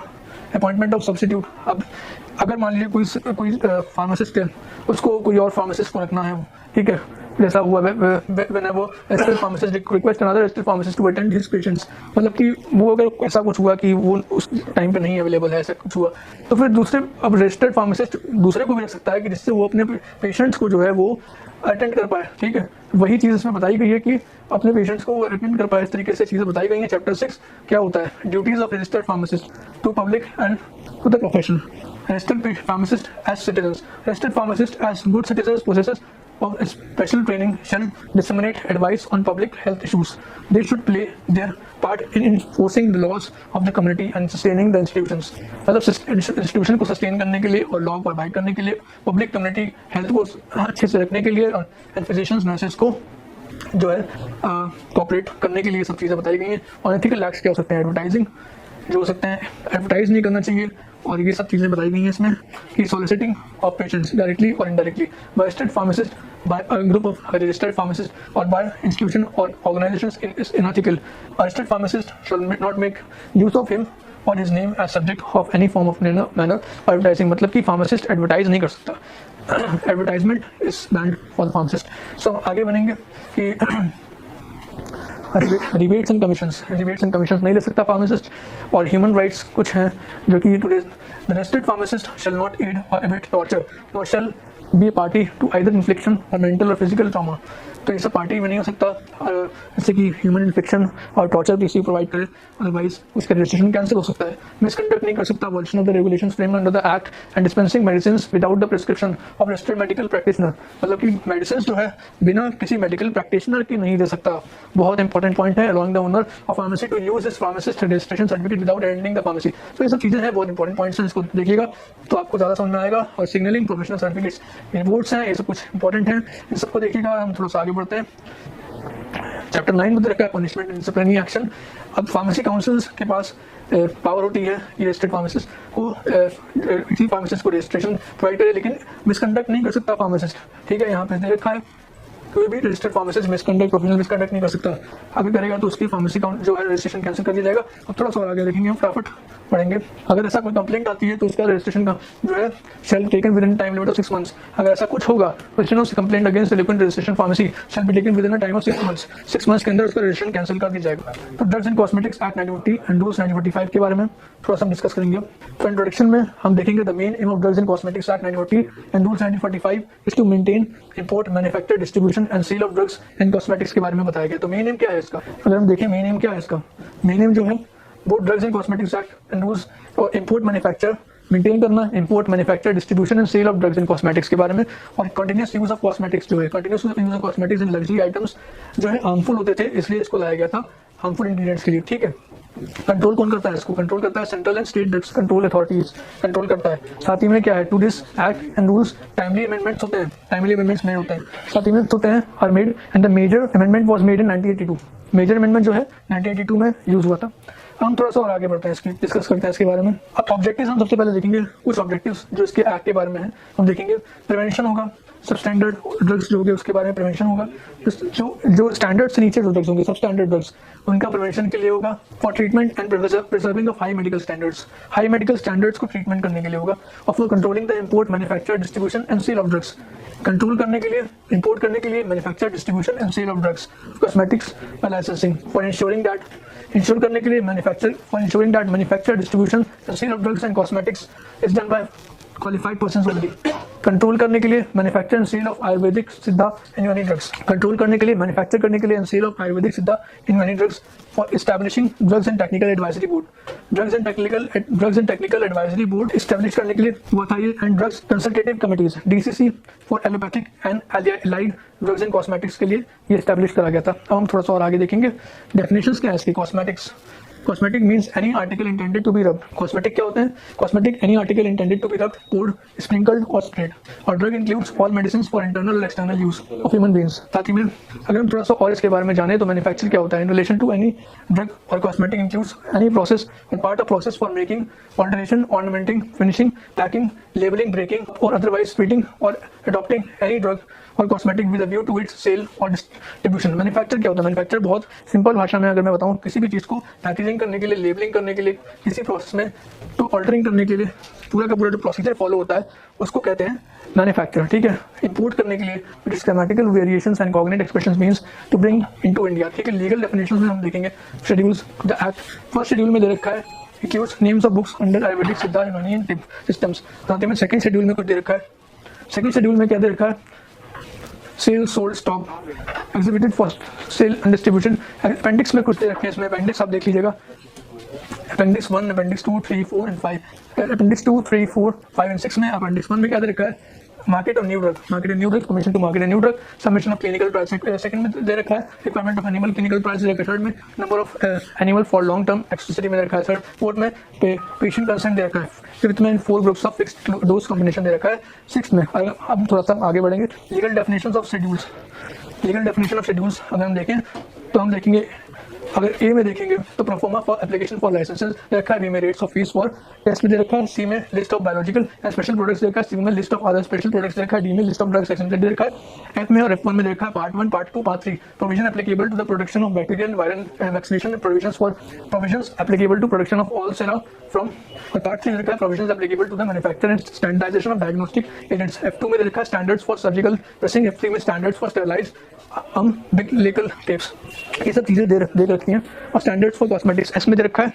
इंट्रोडक्शन को देखेंगे, drugs and cosmetics act and rules also regulate the import of drugs, मतलब कि इंपोर्ट ऑफ ड्रग्स को रेगुलेट करने के लिए ड्रग्स एंड कॉस्मेटिक्स एक्ट को यूज किया जाता है। और इंपोर्ट करता है लाइसेंस्ड अथॉरिटी को इंपोर्ट करता है। Import of certain drugs on cosmetics did not require any licence, कोई लाइसेंस की जरूरत नहीं होती इंपोर्ट करने के लिए, लेकिन फिर भी in case of standard quality and fulfil the necessities import की जरूरत बहुत ज्यादा होती है। और क्या होता है, dependent will be responsible if a purchaser asks for mercury ointment. Purchaser asking for mercury ointment, a delivery and ointment having mercury in less concentration than prescribed by pharmacopoeia. ठीक है, तब अगर हम देखेंगे ओपिनियन गवर्नमेंट एनालिस्ट जरूरी होता है। अगर सब स्टैंडर्ड क्वालिटी क्वांटिटीज अगर होते हैं, अगर सप्लाई हॉस्पिटल को कर जाते हैं तो गवर्नमेंट एनालिस्ट की जरूरत होती है, बहुत इंपॉर्टेंट पॉइंट है। वे सब स्टैंडर्ड, अगर आपको सब स्टैंडर्ड क्वालिटी क्वांटिटीज मिल रहे हैं तो गवर्नमेंट एनालिस्ट की जरूरत है, ठीक है। अब हम फटाफट आगे हम थोड़ा सा बढ़े तो आपको बहुत सारे इंपॉर्टेंट पॉइंट्स इस चैप्टर में मिलने वाले हैं। अब classes of drugs in cosmetics prohibition from import, तो क्लासेस कौन से होंगे? Any drug or cosmetic of non standard quality, any misbranded or spurious or adulterated drugs, any misbranded or spurious cosmetic drugs, any drug or cosmetic which requires licenses for import, any patent or property medicine till the true formula or list of active ingredients contain, any drug which by means of or cosmetic which requires a license for import, any patent or property medicine till the true formula or list of active ingredients contained in it along with the quantities are displayed on the label or the container. Any drug which by means of any statement, design or device accompanying it or by any other means purports or claims to cure or mitigate any such disease or ailment or to have any such other effect as may be prescribed. तो इस तरीके की कुछ चीज़ें हैं, वो चीज़ें आप देख लीजिएगा। इम्पोर्ट अंडर लाइसेंस और permit, licensing authority for import of following classes of drugs, ठीक है। Drugs specified in schedule C, drugs specified in schedule C और C1 एक्सक्लूडिंग दो स्पेसिफाइड इन शेड्यूल 10 में दे रखा है, ड्रग्स स्पेसिफाइड इन शेड्यूल 10 में दे रखा है। और small quantities of drugs, small quantity of drugs imported for examination, test और analysis, any new drugs for personal use prescribed by registered medical practitioner, ठीक है। इस तरीके की जो ड्रग्स होंगे उनको। साथ ही में अगर हम थोड़ा सा और देखेंगे कंडीशंस ऑफ इंपोर्ट लाइसेंस कौन से होंगे, an import licence is subjected to the following conditions. Form 9 में जो होगा वो होगा। साथ ही में हम थोड़ा सा देखें, फॉर्म 9 में होगा manufacturer at all times should observe the duty given by him or on his behalf in form 9, मतलब फॉर्म 9 में सब डेटा दे रखा है। और साथ ही में the licence to allow any authorized inspector to enter the premises having stocked imported substances for inspection and also withdraw samples for testing, samples for testing withdraw करने के लिए ये यूज होता है। साथ ही में ऑथराइज कौन करता है? कोई भी ऑथराइज इंस्पेक्टर होगा उसको अलाउ करा जाएगा जिससे कि लाइसेंस प्रोवाइड हो। लाइसेंसी should provide the licensing authority, लाइसेंसी प्रोवाइड करता है लाइसेंसिंग अथॉरिटी को विद एडिकेट सैंपल है आइदर फ्रॉम ऑल बैचेस और फ्रॉम पर्टिकुलर बैच, सभी बैचेस के लिए और फ्रॉम पर्टिकुलर बैच, ठीक है। जिससे कि एग्जामिनेशन कंडक्ट हो along with full protocol methods which has been applied, ठीक है। अब आगे हम थोड़ा सा फटाफट बढ़ते हैं कि लाइसेंसिंग कैसे प्रोवाइड होती है। Should maintain a record of all sales, record करेगा सेल्स के लिए along the particulars substance and of persons to whom licensing authorities maintain import of schedule C1 and next drugs. Import कैसे होगा? Any biological और other special products specified in schedule C1 excluding S drugs specified in schedule X requires an import license for their import along with the general conditions for the import license. There is one special condition for the import of schedule C1 drugs. This additional condition is that licensing authority must be contended and the premises were imported. मतलब कि कहने का इसका क्या मतलब है? इसका कहने का मतलब है जो बायोलॉजिकल अदर स्पेशल प्रोडक्ट्स हैं, जो बायोलॉजिकल प्रोडक्ट्स हैं और अदर तरीके के स्पेशल प्रोडक्ट्स हैं, अदर स्पेशल प्रोडक्ट्स हैं और या फिर बायोलॉजिकल प्रोडक्ट्स हैं इन शेड्यूल C एंड C1 जो है एक्सक्लूडिंग X जो प्रोडक्ट्स हैं एंड ड्रग्स हैं specified in schedule X requires an import licence.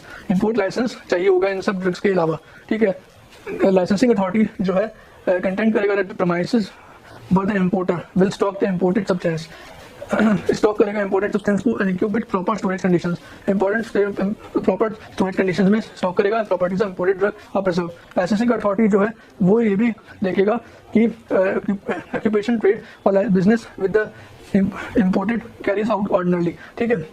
अब यहाँ पे कुछ import of drugs examination test और एनालिसिस के बारे में दे रखा है। रिकॉर्ड मेंटेन करेगा लाइसेंसिंग अथॉरिटी, साथ में ऑथराइज करेगा इंस्पेक्टर को जैसे कि लाइसेंस को मेंटेन करवाए। आगे देखेंगे import of drugs for personal use.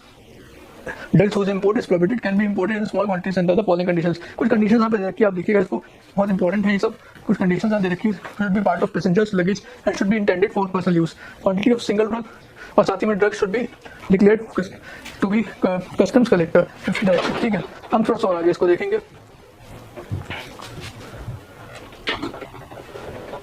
Import of new drugs क्या होता है? Import of new drugs क्या है? A new drug whose composition is not recognized as safe for use includes any drug which has not been used to any large extent and for any appreciable length of time after investigation study is considered. A new drug, what is new drug? New drug अगर हम देखें क्या होता है, new drug वो drug होता है whose composition is not recognized, जिसका कोई recognition composition कोई recognition नहीं होता as safe for use and includes any drug which is not being used, जो कि यूज नहीं होता without written permission of the licensing authority. No new drug can be imported while applying for such permission. कोई भी new drug जब तक कि उसको परमिशन नहीं मिली तब तक इम्पोर्ट नहीं हो सकता। और अब हम इसको थोड़ा सा अगर हम देखें कि कैसे न्यू ड्रग इंपोर्ट होता है, प्रोसीजर क्या होता है, procedure for import of new drugs. A drug can not be imported if it is not packed and labelled. अगर लेबलिंग नहीं होगी और पैक नहीं होगा तो न्यू ड्रग नहीं इंपोर्ट हो सकता। कस्टम कलेक्टर जो होती है उसके पास से पावर होती है कि कंसाइनमेंट हो सकता है, import gives a statement in writing, ठीक है। इन राइटिंग कस्टम कलेक्टर के पास अथॉरिटी होती है कि वो स्टेटमेंट दे सकता है। और साथ ही में एग्जेम्प्टेड ड्रग्स कौन होते हैं, क्लास ऑफ ड्रग्स क्या होते हैं, क्लास ऑफ ड्रग्स के बारे में थोड़ा सा डिस्कस करेंगे। Substance not intended for medical, class of drugs क्या होते हैं, substances not intended for medicinal use, substances included in schedule C जो होते हैं वही होते हैं class of substances including schedule C required for manufacturing purposes but not intended for medicinal use. मतलब कि शेड्यूल सी में दे रखे हैं लेकिन मेडिसिनल पर्पसेस के लिए नहीं है। और ये क्या होते हैं, एक्सटेंडिंग कंडीशंस क्या होनी चाहिए, exempted from all provisions regulating import except that the importer should be holding licence for manufacture schedule C. और इस तरीके से कुछ और चीज़ दे रखी हैं इसके अंदर, आप देखेंगे तो आपको काफ़ी कुछ नॉलेज मिलेगी इसमें। Power of central government to prohibit import in public interest, central government for sake of public prohibit to import. अब पब्लिक सेफ्टी के लिए जो है कुछ सेंट्रल गवर्नमेंट रेगुलेशंस लगाती है जिससे कि वो इंपोर्ट ना कर पाए। Offences related to import of drugs, offences क्या होंगे, इंपोर्ट ऑफ एडल्ट्रेटेड और स्पीरियस ड्रग्स, साथ ही में होगा इंपोर्ट ऑफ ड्रग्स और cosmetic other than those referred above the import of which is forbidden. साथ ही मैन्युफैक्चर ऑफ ड्रग्स होने चाहिए, कुछ हम इसके बारे में भी डिस्कस करेंगे कि मैन्युफैक्चर ऑफ ड्रग्स कैसे होते हैं। और एनालिटिकल लेबोरेटरी होनी चाहिए, inspection and sampling of drugs होनी चाहिए, इंफ्रास्ट्रक्चर फैसिलिटीज होनी चाहिए, तभी हो सकता है मैन्युफैक्चर ऑफ ड्रग्स। और prohibition of manufacture and sale of certain drugs होने चाहिए। Prohibition of manufacture and sale of certain drugs क्या होते हैं, the following drugs should not be manufactured for sale or distribution or sold or stocked or offered for sale or distribution by a person himself or by any other person on his behalf from date notified by state government। इसमें following drugs shall not be manufactured, कुछ drugs हैं वो आपका cell और distribute नहीं होने चाहिए by any other person on his behalf, जो कि ये any drug which is non standard quality, any cosmetic, any patent or proprietary, any drug schedule J, ठीक है। इस तरीके के ड्रग्स कुछ मेंशन है वो नहीं अब सेल कर सकता, जो कि स्टेट गवर्नमेंट नोटिफाई करती है। इस तरीके के ड्रग्स नोटिफाई करती है state government. Kinds of licence, loan licence, repacking licence, ये सब जो चीज़ें हैं ये लाइसेंस प्रोवाइड करती है। Licence for manufacture of schedule C and C1 drugs, इस तरीके के लाइसेंस स्टेट गवर्नमेंट प्रोवाइड करती है। हम थोड़ा सा और आगे बढ़ेंगे। लोन लाइसेंस क्या होता है, this type of licence issued to a person who manufactures drugs at premises of another person or party licence, ठीक है। एप्लीकेशन का लोन लाइसेंस क्या कहता है, supported by documents consent of licensee whose facilities are to be availed of for manufacture the licensing authority before granting the loan should be satisfy himself. ये सब चीजें हैं। और रीपैकिंग लाइसेंस क्या होता है, रीपैकिंग लाइसेंस क्या होता है, this type of licence is required for repacking करने के लिए जो लाइसेंस होता है। अगर आपने देखा होगा फिर से किसी प्रोडक्ट को पैक करने के लिए जो लाइसेंस यूज होता है उसको कहता है रीपैकिंग लाइसेंस, सिंपल। अगर हम फिर से देखेंगे कोई चीज़, अगर licence of manufacture of biological and other special products specified in schedule C and C1, तो schedule C and C1 drugs are manufactured under licence obtained from the licensing authority under paying the prescribed fee. एक prescribed fee होता है जो schedule C and C1 drugs manufacture होते हैं licensing authority के through. थोड़ा सा और इसके बारे में जानने की कोशिश करेंगे। और जो भी करता है licensing should provide adequate arrangements for testing the strength and quality of drugs in licensed premises and the testing unit should be the quality of drugs in the licensed premises and the testing unit should be separate from manufacturing unit। drugs should be manufactured, drugs जो manufacture हुए हैं, drugs manufacture जो हुए हैं direction supervision और technical staff के through होना चाहिए। और जो टेक्निकल स्टाफ है वो ग्रेजुएट होना चाहिए फार्मास्यूटिकल केमिस्ट्री में और at least 18 months manufacture of drugs की एक्सपीरियंस होना चाहिए उसको। Graduate in medicine with an experience of at least 3 years होना चाहिए। Graduate in science with chemistry और माइक्रोबायोलॉजी होना चाहिए। कुछ और कंडीशंस हैं उनको आप जरूर देखिएगा। और इसी के साथ ये चैप्टर हम कंप्लीट करते हैं। फोर्थ चैप्टर हम लोग डिस्कस करेंगे जो कि narcotic drugs and psychotropic substance act 1985 and rules है। इसमें देखते हैं क्या है narcotic drugs and psychotropic substance act 1985 and rules के बारे में डिस्कस करते हैं। तो central acts like opium act 1857 और एपीएम एक्ट 1878 के बारे में जो जेंडर ड्रग्स एक्ट के अंदर आता है उसके बारे में डिस्कस किया गया। ये कब आया था, ये 14 नवंबर 1985 में आया था, ये फोर्स में तब आया था। साथ में इसके ऑब्जेक्टिव्स ऑफ एनडीपीएस एक्ट बहुत आपने सुना होगा इसके बारे में। अब केस आपने सुना होगा आर्यन खान का केस, तो आर्यन खान का केस में बहुत एनडीपीएस एक्ट के बारे में आपने सुना होगा ये आया था, तो उसके बारे में आप थोड़ा सा उससे इमेजिन कर सकते हैं कि क्या क्या होगा इसके अंदर। To achieve the following objectives the NDPS was enacted to amend and consolidate the laws governing the use and possession of narcotic drugs वगैरह लेते हैं जो उनके बारे में थोड़ा सा है, to establish stringent provisions for the control, regulation and supervision of illegal possession, sale, transit and consumption of narcotic drugs and psychotropic substance. तो जो ड्रग्स लोग लेते हैं, खासकर आपको ड्रग्स तो थोड़े बहुत पता ही होंगे, ड्रग्स जो नशे के पदार्थ हैं, जो नशीले पदार्थ हैं, उनके बारे में बताया गया। Provide a mechanism for forfeiting narcotic drugs and psychotropic substance as well as the properties right from or using illicit trafficking. और ड्रग्स ट्रैफिकिंग बेसिकली जो होती है उनके बारे में थोड़ा सा बता रखा है। To establish mechanism for implementing of provisions for international convention on narcotic drugs, और इसको कैसे प्रिवेंट किया सकता है, इन सब के बारे में भी थोड़ी सी जानकारी इसमें दे रखी है कि किस तरीके से प्रिवेंशन हो सकता है और इंटरनेशनल कन्वेंशन क्या यूज हो सकता है कि ड्रग्स ट्रैफिकिंग ना हो। साथ ही में डिफिनेशंस में सेक्शन 4 में दे रखा है डिफिनेशंस, इसके तहत एडिक्ट क्या होता है, बूट क्या होता है, कैनबिस क्या होता है और कोको प्लांट क्या होता है, कमर्शियल क्वांटिटी क्या होती है, कंट्रोल डिलीवरी क्या होती है, कंट्रोल सब्सटेंस क्या होता है, एसेंशियल नार्कोटिक ड्रग्स क्या होता है, नार्कोटिक ड्रग क्या होता है, ओपियम क्या होता है, ओपियम डिलीवरी क्या होती है, इन सब के बारे में पूरी की पूरी जानकारी रखी है। ओपियम पॉपी क्या होती है, अथॉरिटीज एंड ऑफिसर्स क्या होता है, measures by central government take measures, central government measures लेती है basically, subject to provisions of this act the central government shall take all such measures। so central government basically measures लेती है, इससे कि central government measures लेती है इससे कि जो नार्कोटिक्स जो है वो फैले ना, इस in particular and without reference to generality और provisions of subsection 1 the measures of which the central government may take under that subsection include measures to respect of all the following matters. For example coordination of actions by various officers, तो coordinate करता है under this act under any other law for time being enforced in connection with the enforcement of provisions। साथ ही में reintegration of addicts करता है, ठीक है, जिससे कि वो फिर से अपनी अच्छी जिंदगी जी पाए। सेंट्रल गवर्नमेंट में if it considers it necessary और expedient so as to do for the purpose of this act by order published in the official gazette. साथ ही में officers of central government shall appoint narcotics commissioner and may also appoint such other officers with such designation if it thinks fit for the purpose of this act. Narcotics commissioner shall either himself और through officers subordinate to him exercise all powers and perform all functions relating to superintendence of cultivation. ठीक है, cultivation जो होती है OPM cultivation basically होती है, ये पूरा देखता है narcotic drugs and psychotropic substance consultative committee central government में constitute by notification in the official gazette. Advisory committee constitute करता है, एडवाइजरी कमेटी का कॉन्स्टिट्यूशन होता है जो कि कौन करता है, सेंट्रल गवर्नमेंट करता है। हम थोड़ा सा और आगे देखेंगे कैसे काम होगा। ऑफिसर्स क्या होते हैं, officers of state government constitute करता है, appoint such officers resignations and officers appointed under subsection 1 shall be subject to general control direction of state governments. और किस तरीके से प्रोहिबिट करेगा, प्रोहिबिशन रेगुलेशन, अगर हम थोड़ा सा इसके बारे में जानें, prohibition control and regulation, prohibition of certain operations, cultivate any coca plant, gather any portion of cocoa plant, cultivate opium poppy or any cannabis plant, produce क्या नाम है, ओपियम क्या होता है, वो ओपियम होता है हफीम की खेती, आपने सुना होगा हफीम बहुत सारी जगहों पे मिलता है, बहुत अब तो कम हो गया, गवर्नमेंट ने इसमें रिस्ट्रिक्शन लगा दिए, अब कम हो गया। साथ ही produce, manufacture, process, sale, purchase, transport, warehouse, use, consume, import, interstate export, interstate import, ये सब चीजें हैं वो प्रोहिबिशन होती हैं। Prohibition of certain activities relating to property derived from offence, इसके बारे में देखा, knowledgeably obtain, possesses or use any property derived from an offence, conceal the true nature, source, location and disposition of any property derived from an offence committed under this act। साथ ही में convert, transfer any property derived from an offence committed under this act। साथ ही में power of central government to permit, control and regulate, central government may permit and regulate cultivation and collection of portion of cocoa plant or the production, possession and cultivation of opium poppy। the cultivation कर सकता है, cultivation कर सकता है opium poppy का,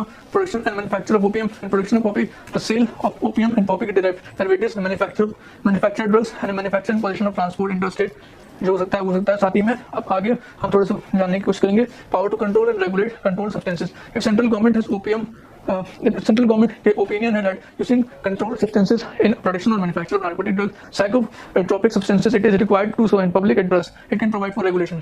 central government regulate कर सकता है psychotropic substances without bias to generalisation of power discuss when order made there under, regulate कर सकता है, लाइसेंस दे सकता है। पावर स्टेट गवर्नमेंट क्या हो सकती है, to permit, control and regularize कर सकता है possession, transport, purchase, sale, interstate import के बारे में ऑफेंसेस क्या होंगे, पेनल्टीज क्या होंगी, ऑफेंसेस ये होंगे कि कंट्रोवेंशन प्रोविजन एक्ट होंगे, तब हो गए Poppy Coca plant and Coca leaves अगर होंगी तब कुछ पनिशमेंट दे सकती है, फाइन बिटवीन 1 to 2 लाख में होंगे और rigorous imprisonment for 10 to 20 years का होगा। साथ ही में contravention respect of cannabis plant and cannabis related to ganja और रिग्रेस इम्प्रिजनमेंट 5 years to 50,000 होगा। साथ ही में कुछ इसमें इम्प्रिजनमेंट और दे रखी हैं, अब उसको समझिए। एक्सरसाइजेस को दे रखी हैं, उसको समझिए।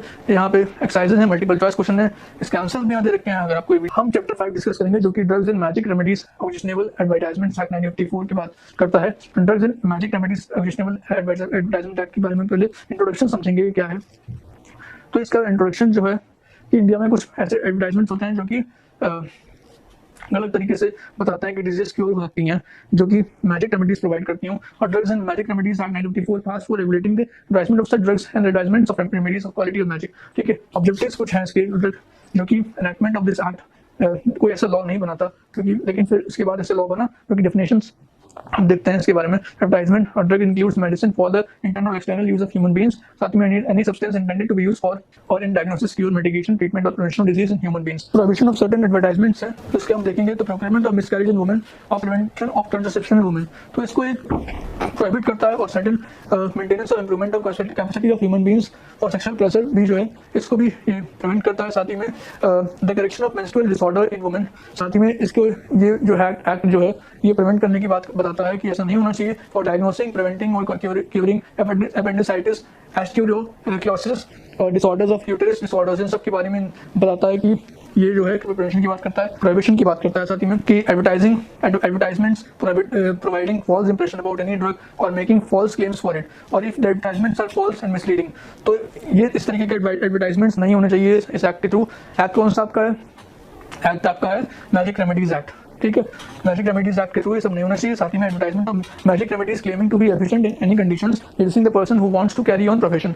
अब तो ये सब इस तरीके के एडवर्टाइजमेंट्स नहीं होने चाहिए। एडवर्टाइजमेंट्स कौन से परमिटेड है, हम इसके बारे में डिस्कस करेंगे। एडवर्टाइजमेंट्स जो है लीफलेट्स और literature company packaging of drugs, packaging of drugs हो सकते हैं। Advertisement of drugs in medical, pharmaceutical, scientific and technical journals जो है वो हो सकते हैं। साथ ही में प्राइस लिस्ट और therapeutic indexes published by the drug manufacturers, importers और distributors duly licensed under the drugs and cosmetics act 1940 और rules, and medical literature distributed by medical representative appointed by the drug manufacturers, जो appointed drug manufacturers के वो सब हो सकते हैं। दूसरी बात अगर हम देखें तो conditions, the advertisement containing information needed for the guidance of representative medical practitioners हो सकते हैं। साथ ही में it is advertiser's duty to prove that any claim made in the advertisement about a drug should not be false, तो किसी भी तरीके की false impression चीज़ें नहीं बता सकते हैं। साथ ही में अगर हम थोड़े से और चीज़ें देखें, advertisement for import and export are prohibited. Import and export of advertisement mentioned in the table 5.1 is prohibited. Documents containing such advertisements will be considered to be goods whose import export, अगर import export prohibited है तो वो नहीं हो सकता, import export prohibition नहीं हो सकता। साथ ही में powers of entry, search and seizure. According to provisions of this act, any gazetted officer authorized by the state government has the following powers. According to provisions of this act, any gazetted officer appointed by state government possessing the powers of entry, search, etc. within local limits of area may enter and search any place at any time along with his assistants where he believes that a crime under this act has been or being able to committed. Offences and penalties क्या होंगी?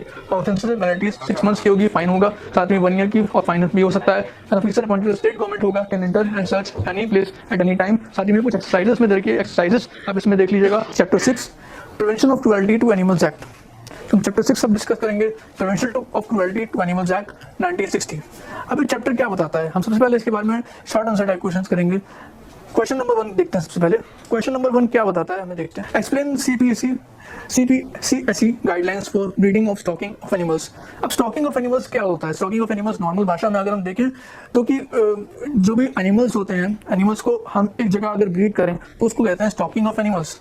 ठीक है, stocking of animals करते हैं हम क्यों है? Stocking of animals जो है किसी एनिमल्स को ब्रीड करने के लिए, स्टॉक करने के लिए, रखने के लिए जो है, उनको ट्रेड करने के लिए भी करते हैं। लेकिन किस एनिमल्स को स्टॉक करना है ये हमें बहुत सारी गाइडलाइंस होती है, उनके तहत पता लगता है। ठीक, तो कौन सा रजिस्टर्ड एस्टैब्लिशमेंट्स है वो कौन बताता है? वो बताता है आपका कंट्रोल एंड सुपरवाइजरी रूल्स 1998, जो कि आपका CPCSE है। साथ ही में द ब्रीडर और establishment carrying on this business should apply for registration with in 60 days। साथ ही में 60 दिन के अंदर जो है कोई भी एस्टैब्लिशमेंट है उसको रजिस्टर करना होता है। रजिस्टर कहाँ करना होता है? जो कि आपके रूल्स हैं, आपका कंट्रोल एंड सुपरविजन रूल्स 1998 के तहत जो है उसके अंदर करना होता है। और breeder establishment should apply for registration in described format. कुछ फॉर्मेट दे रखे होते हैं, उसके तहत जो है वो हम काम करते हैं। और साथ ही में मेंबर सेक्रेटरी जो होता है, other person appointed by committee on this behalf, ये बताता है कि ब्रीडर और एस्टैब्लिशमेंट जो है अप्लाई, रजिस्टर करना होता है प्रिस्क्राइब फॉर्मेट। कहाँ पे करना होता है? आइदर मेंबर सेक्रेटरी और other person appointed by committee. एक कमिटी होती है, उस जगह पे करना होता है जो कि मेंबर सेक्रेटरी होती है उस पर्सन के पास। ठीक है, हम आगे थोड़ा सा डिस्कस करेंगे इसके बारे में, डिस्कस हम थोड़ा सा आगे करेंगे। जो ब्रीडर होगा और एस्टैब्लिशमेंट होगा जो कि स्टॉक करेगा एनिमल्स को, स्टॉकिंग हम देखेंगे जो लाइफ स्टॉक के लिए होता है बेसिकली, जो कि ब्रीडिंग करने के लिए, इन सब के लिए। फॉर एग्जांपल आपने देखा होगा जो चिकन्स होते हैं, चिकन्स मतलब कि हेंस वगैरह होते हैं, उनको स्टॉक करने के लिए होता है। स्टॉकिंग के लिए जो है वो कहाँ जाते हैं, वो इन सबके पास जाते हैं कि मेंबर सेक्रेटरी जो होगा, जो एक कमेटी गठन करी जाती है, उसके बाद जो है वो उनको सर्टिफिकेट्स प्रोवाइड करते हैं। और स्टॉकिंग फॉर एग्जांपल कि आपको बहुत सिंपल है कि आपने फिशरी देखी होगी, यहाँ पे एक्वाकल्चर करने के लिए जो होता है, उनको जो है मेंबर सेक्रेटरी जो है वो अपॉइंट करता है। अपॉइंट कौन करता है? कमेटी अपॉइंट करता है। कमेटी बनाई जाती है, यहाँ पे कमेटी है, एक कमेटी किसको अपॉइंट करता है? एक मेंबर सेक्रेटरी को अपॉइंट करता है। फॉर एग्जांपल आपने देखा होगा एक जो बड़े बड़े तालाब होते हैं, तालाब में जो है फिशेस को जो है पाला जाता है, ठीक है। तो ऐसे ही कोई नहीं पाल लेता है, ठीक है। एक कमेटी बनाई जाती है, मेंबर सेक्रेटरी अपॉइंट करता है कि गवर्नमेंट ही करती है। कहाँ से करती है? एक रूल्स बनाए गए हैं, कंट्रोल एंड सुपरवाइजरी रूल्स उन्हीं के तहत ये सब होता है, ठीक है। और जो ब्रीडर होता है वो एस्टेब्लिश करता है स्टॉक एनिमल्स एज स्पेसिफाइड। तो एनिमल हाउसेज जो होते हैं, फॉर एग्जांपल स्टेबल्स आपने देखा होगा, स्टेबल्स जहाँ पे हॉर्सेस रखी जाते हैं, या फिर आपके जो काउज होते हैं या फिर बफेलोज होते हैं जहाँ पे दूध वाले या फिर दूध इकट्ठा करते हैं, तो वहाँ पे कुछ एनिमल्स होते हैं वहाँ पे रखे जाते हैं। कोई भी अगर आपने बिजनेस करना है इन सबका, तो वहाँ पे रजिस्टर्ड करना पड़ता है अपने आप को, रजिस्ट्रेशन जरूरी होता है, वहाँ पे भी जरूरी होता है। तो इन सब तरीके का पूरा एक सिस्टम बना रखा है कि अगर आपको करना है तो अपने आप इस तरीके से आप डायरेक्ट नहीं कर सकते, उन सबको एक रूल्स के तहत पूरा का पूरा बना रखा है सिस्टम। तो वहाँ पे हाइजीनिक कंडीशंस भी होनी चाहिए, जानवरों के लिए पूरी हाइजीनिक कंडीशंस होनी चाहिए, जिससे कि उनको नीट एंड क्लीन हाइजीनिक चीज़ें मिले, जैसे कि वहाँ पे सेफ्टी एंड सिक्योरिटी, साथ ही में neat and clean hygienic, and animals should be protected from dot and extreme conditions और वेदर, ठीक है। इन सब चीज़ों का बहुत ध्यान रखा गया है, जो कि इन सब जो है आपका कंट्रोल एंड सुपरवाइजरी रूल्स 1998 के तहत आता है। और ओवर क्राउडिंग नहीं होनी चाहिए, एनिमल्स की ओवर क्राउडिंग होगी तो ऐसा हो सकता है कि वहाँ पे जो है बीमारियाँ फैले, उन सबको रोकने के लिए ये सब चीज़ें करी गई हैं। अगर वहाँ पे ओवरक्राउडिंग होगी, बीमारियाँ फैलेंगी तो वो जानवरों को भी लॉस करेंगी, साथ ही में हो सकता है ऐसी कोई बीमारियाँ हो जो कि आदमियों तक भी फैल जाएं। जानवरों से आदमियों तक भी ऐसी बीमारियाँ कहीं होती हैं कि जानवर से आदमियों पर फैलेंगे तो फिर आदमी से आदमी तक भी फैल सकती हैं, ऐसी भी बहुत सारी बीमारियाँ होती हैं, ठीक है। अभी एक गुजरात में एक बीमारी थी, अभी एक आई थी लंपी स्किन डिजीज़। लेकिन लंपी स्किन डिजीज़ जो है वो एनिमल्स की, गाय के जो है काउस के अंदर फैली थी, और अभी भी मेरे ख्याल से उसका अभी कोई डिजीज गवर्नमेंट उसके ऊपर इनिशिएटिव ले रही है धीरे-धीरे, और साथ ही में उसके ऊपर इफेक्टिव वर्क भी हो रहा है। तो काउस के ऊपर ये आया था लंपी स्किन डिजीज़, काउस के ऊपर गवर्नमेंट इनिशिएटिव स्टार्ट कर दिया है लेना लंपी स्किन डिजीज़ के ऊपर।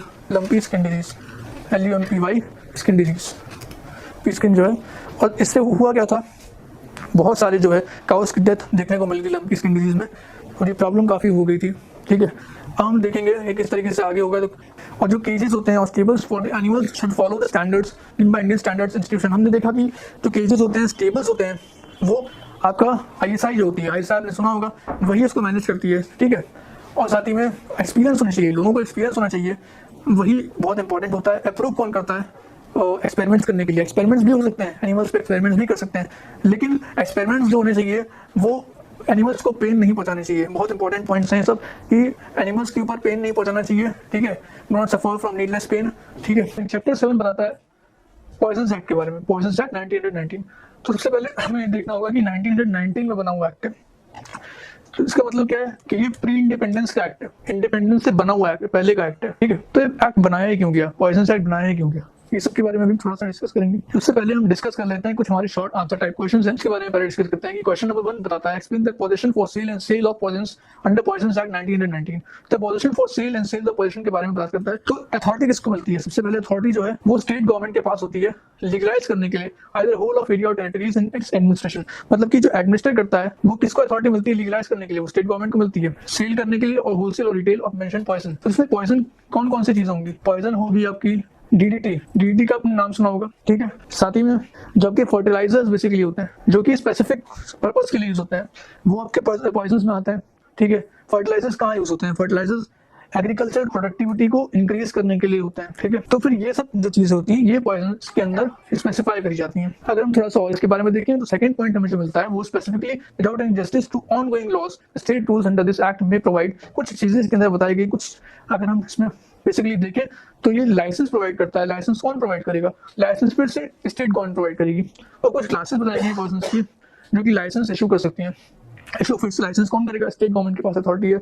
और सेल रजिस्टर कौन करेगा मेंटेन? वो भी स्टेट गवर्नमेंट करेगा। और कुछ चीजें जो है ऑथोराइज करेगा स्टेट गवर्नमेंट कुछ पर्सन्स को। और poison should be in safe custody with proper labelling over vessels, packages और coverings holding the poison for sale. और सेफ कस्टडी में होनी चाहिए with proper labelling over vessels, packages और coverings holding the poison for sale. और साथ ही में इंस्पेक्शन एग्जामिनेशन होगा such poison for sale containing by vendor. कुछ पॉइजन के जो है प्रॉपर एग्जामिनेशन होना चाहिए फॉर कंटेनिंग द वेंडर। साथ ही में स्टेट गवर्नमेंट जो है कुछ रूल्स बनाएगा, क्योंकि हमने अभी डिस्कस किया कि स्टेट गवर्नमेंट के पास ही ऐसा पावर है इंप्लीमेंट करने के लिए रूल्स को। तो फिर स्टेट गवर्नमेंट ही सारे डायरेक्शंस देगा, ठीक है, डायरेक्ट करेगा रूल्स को।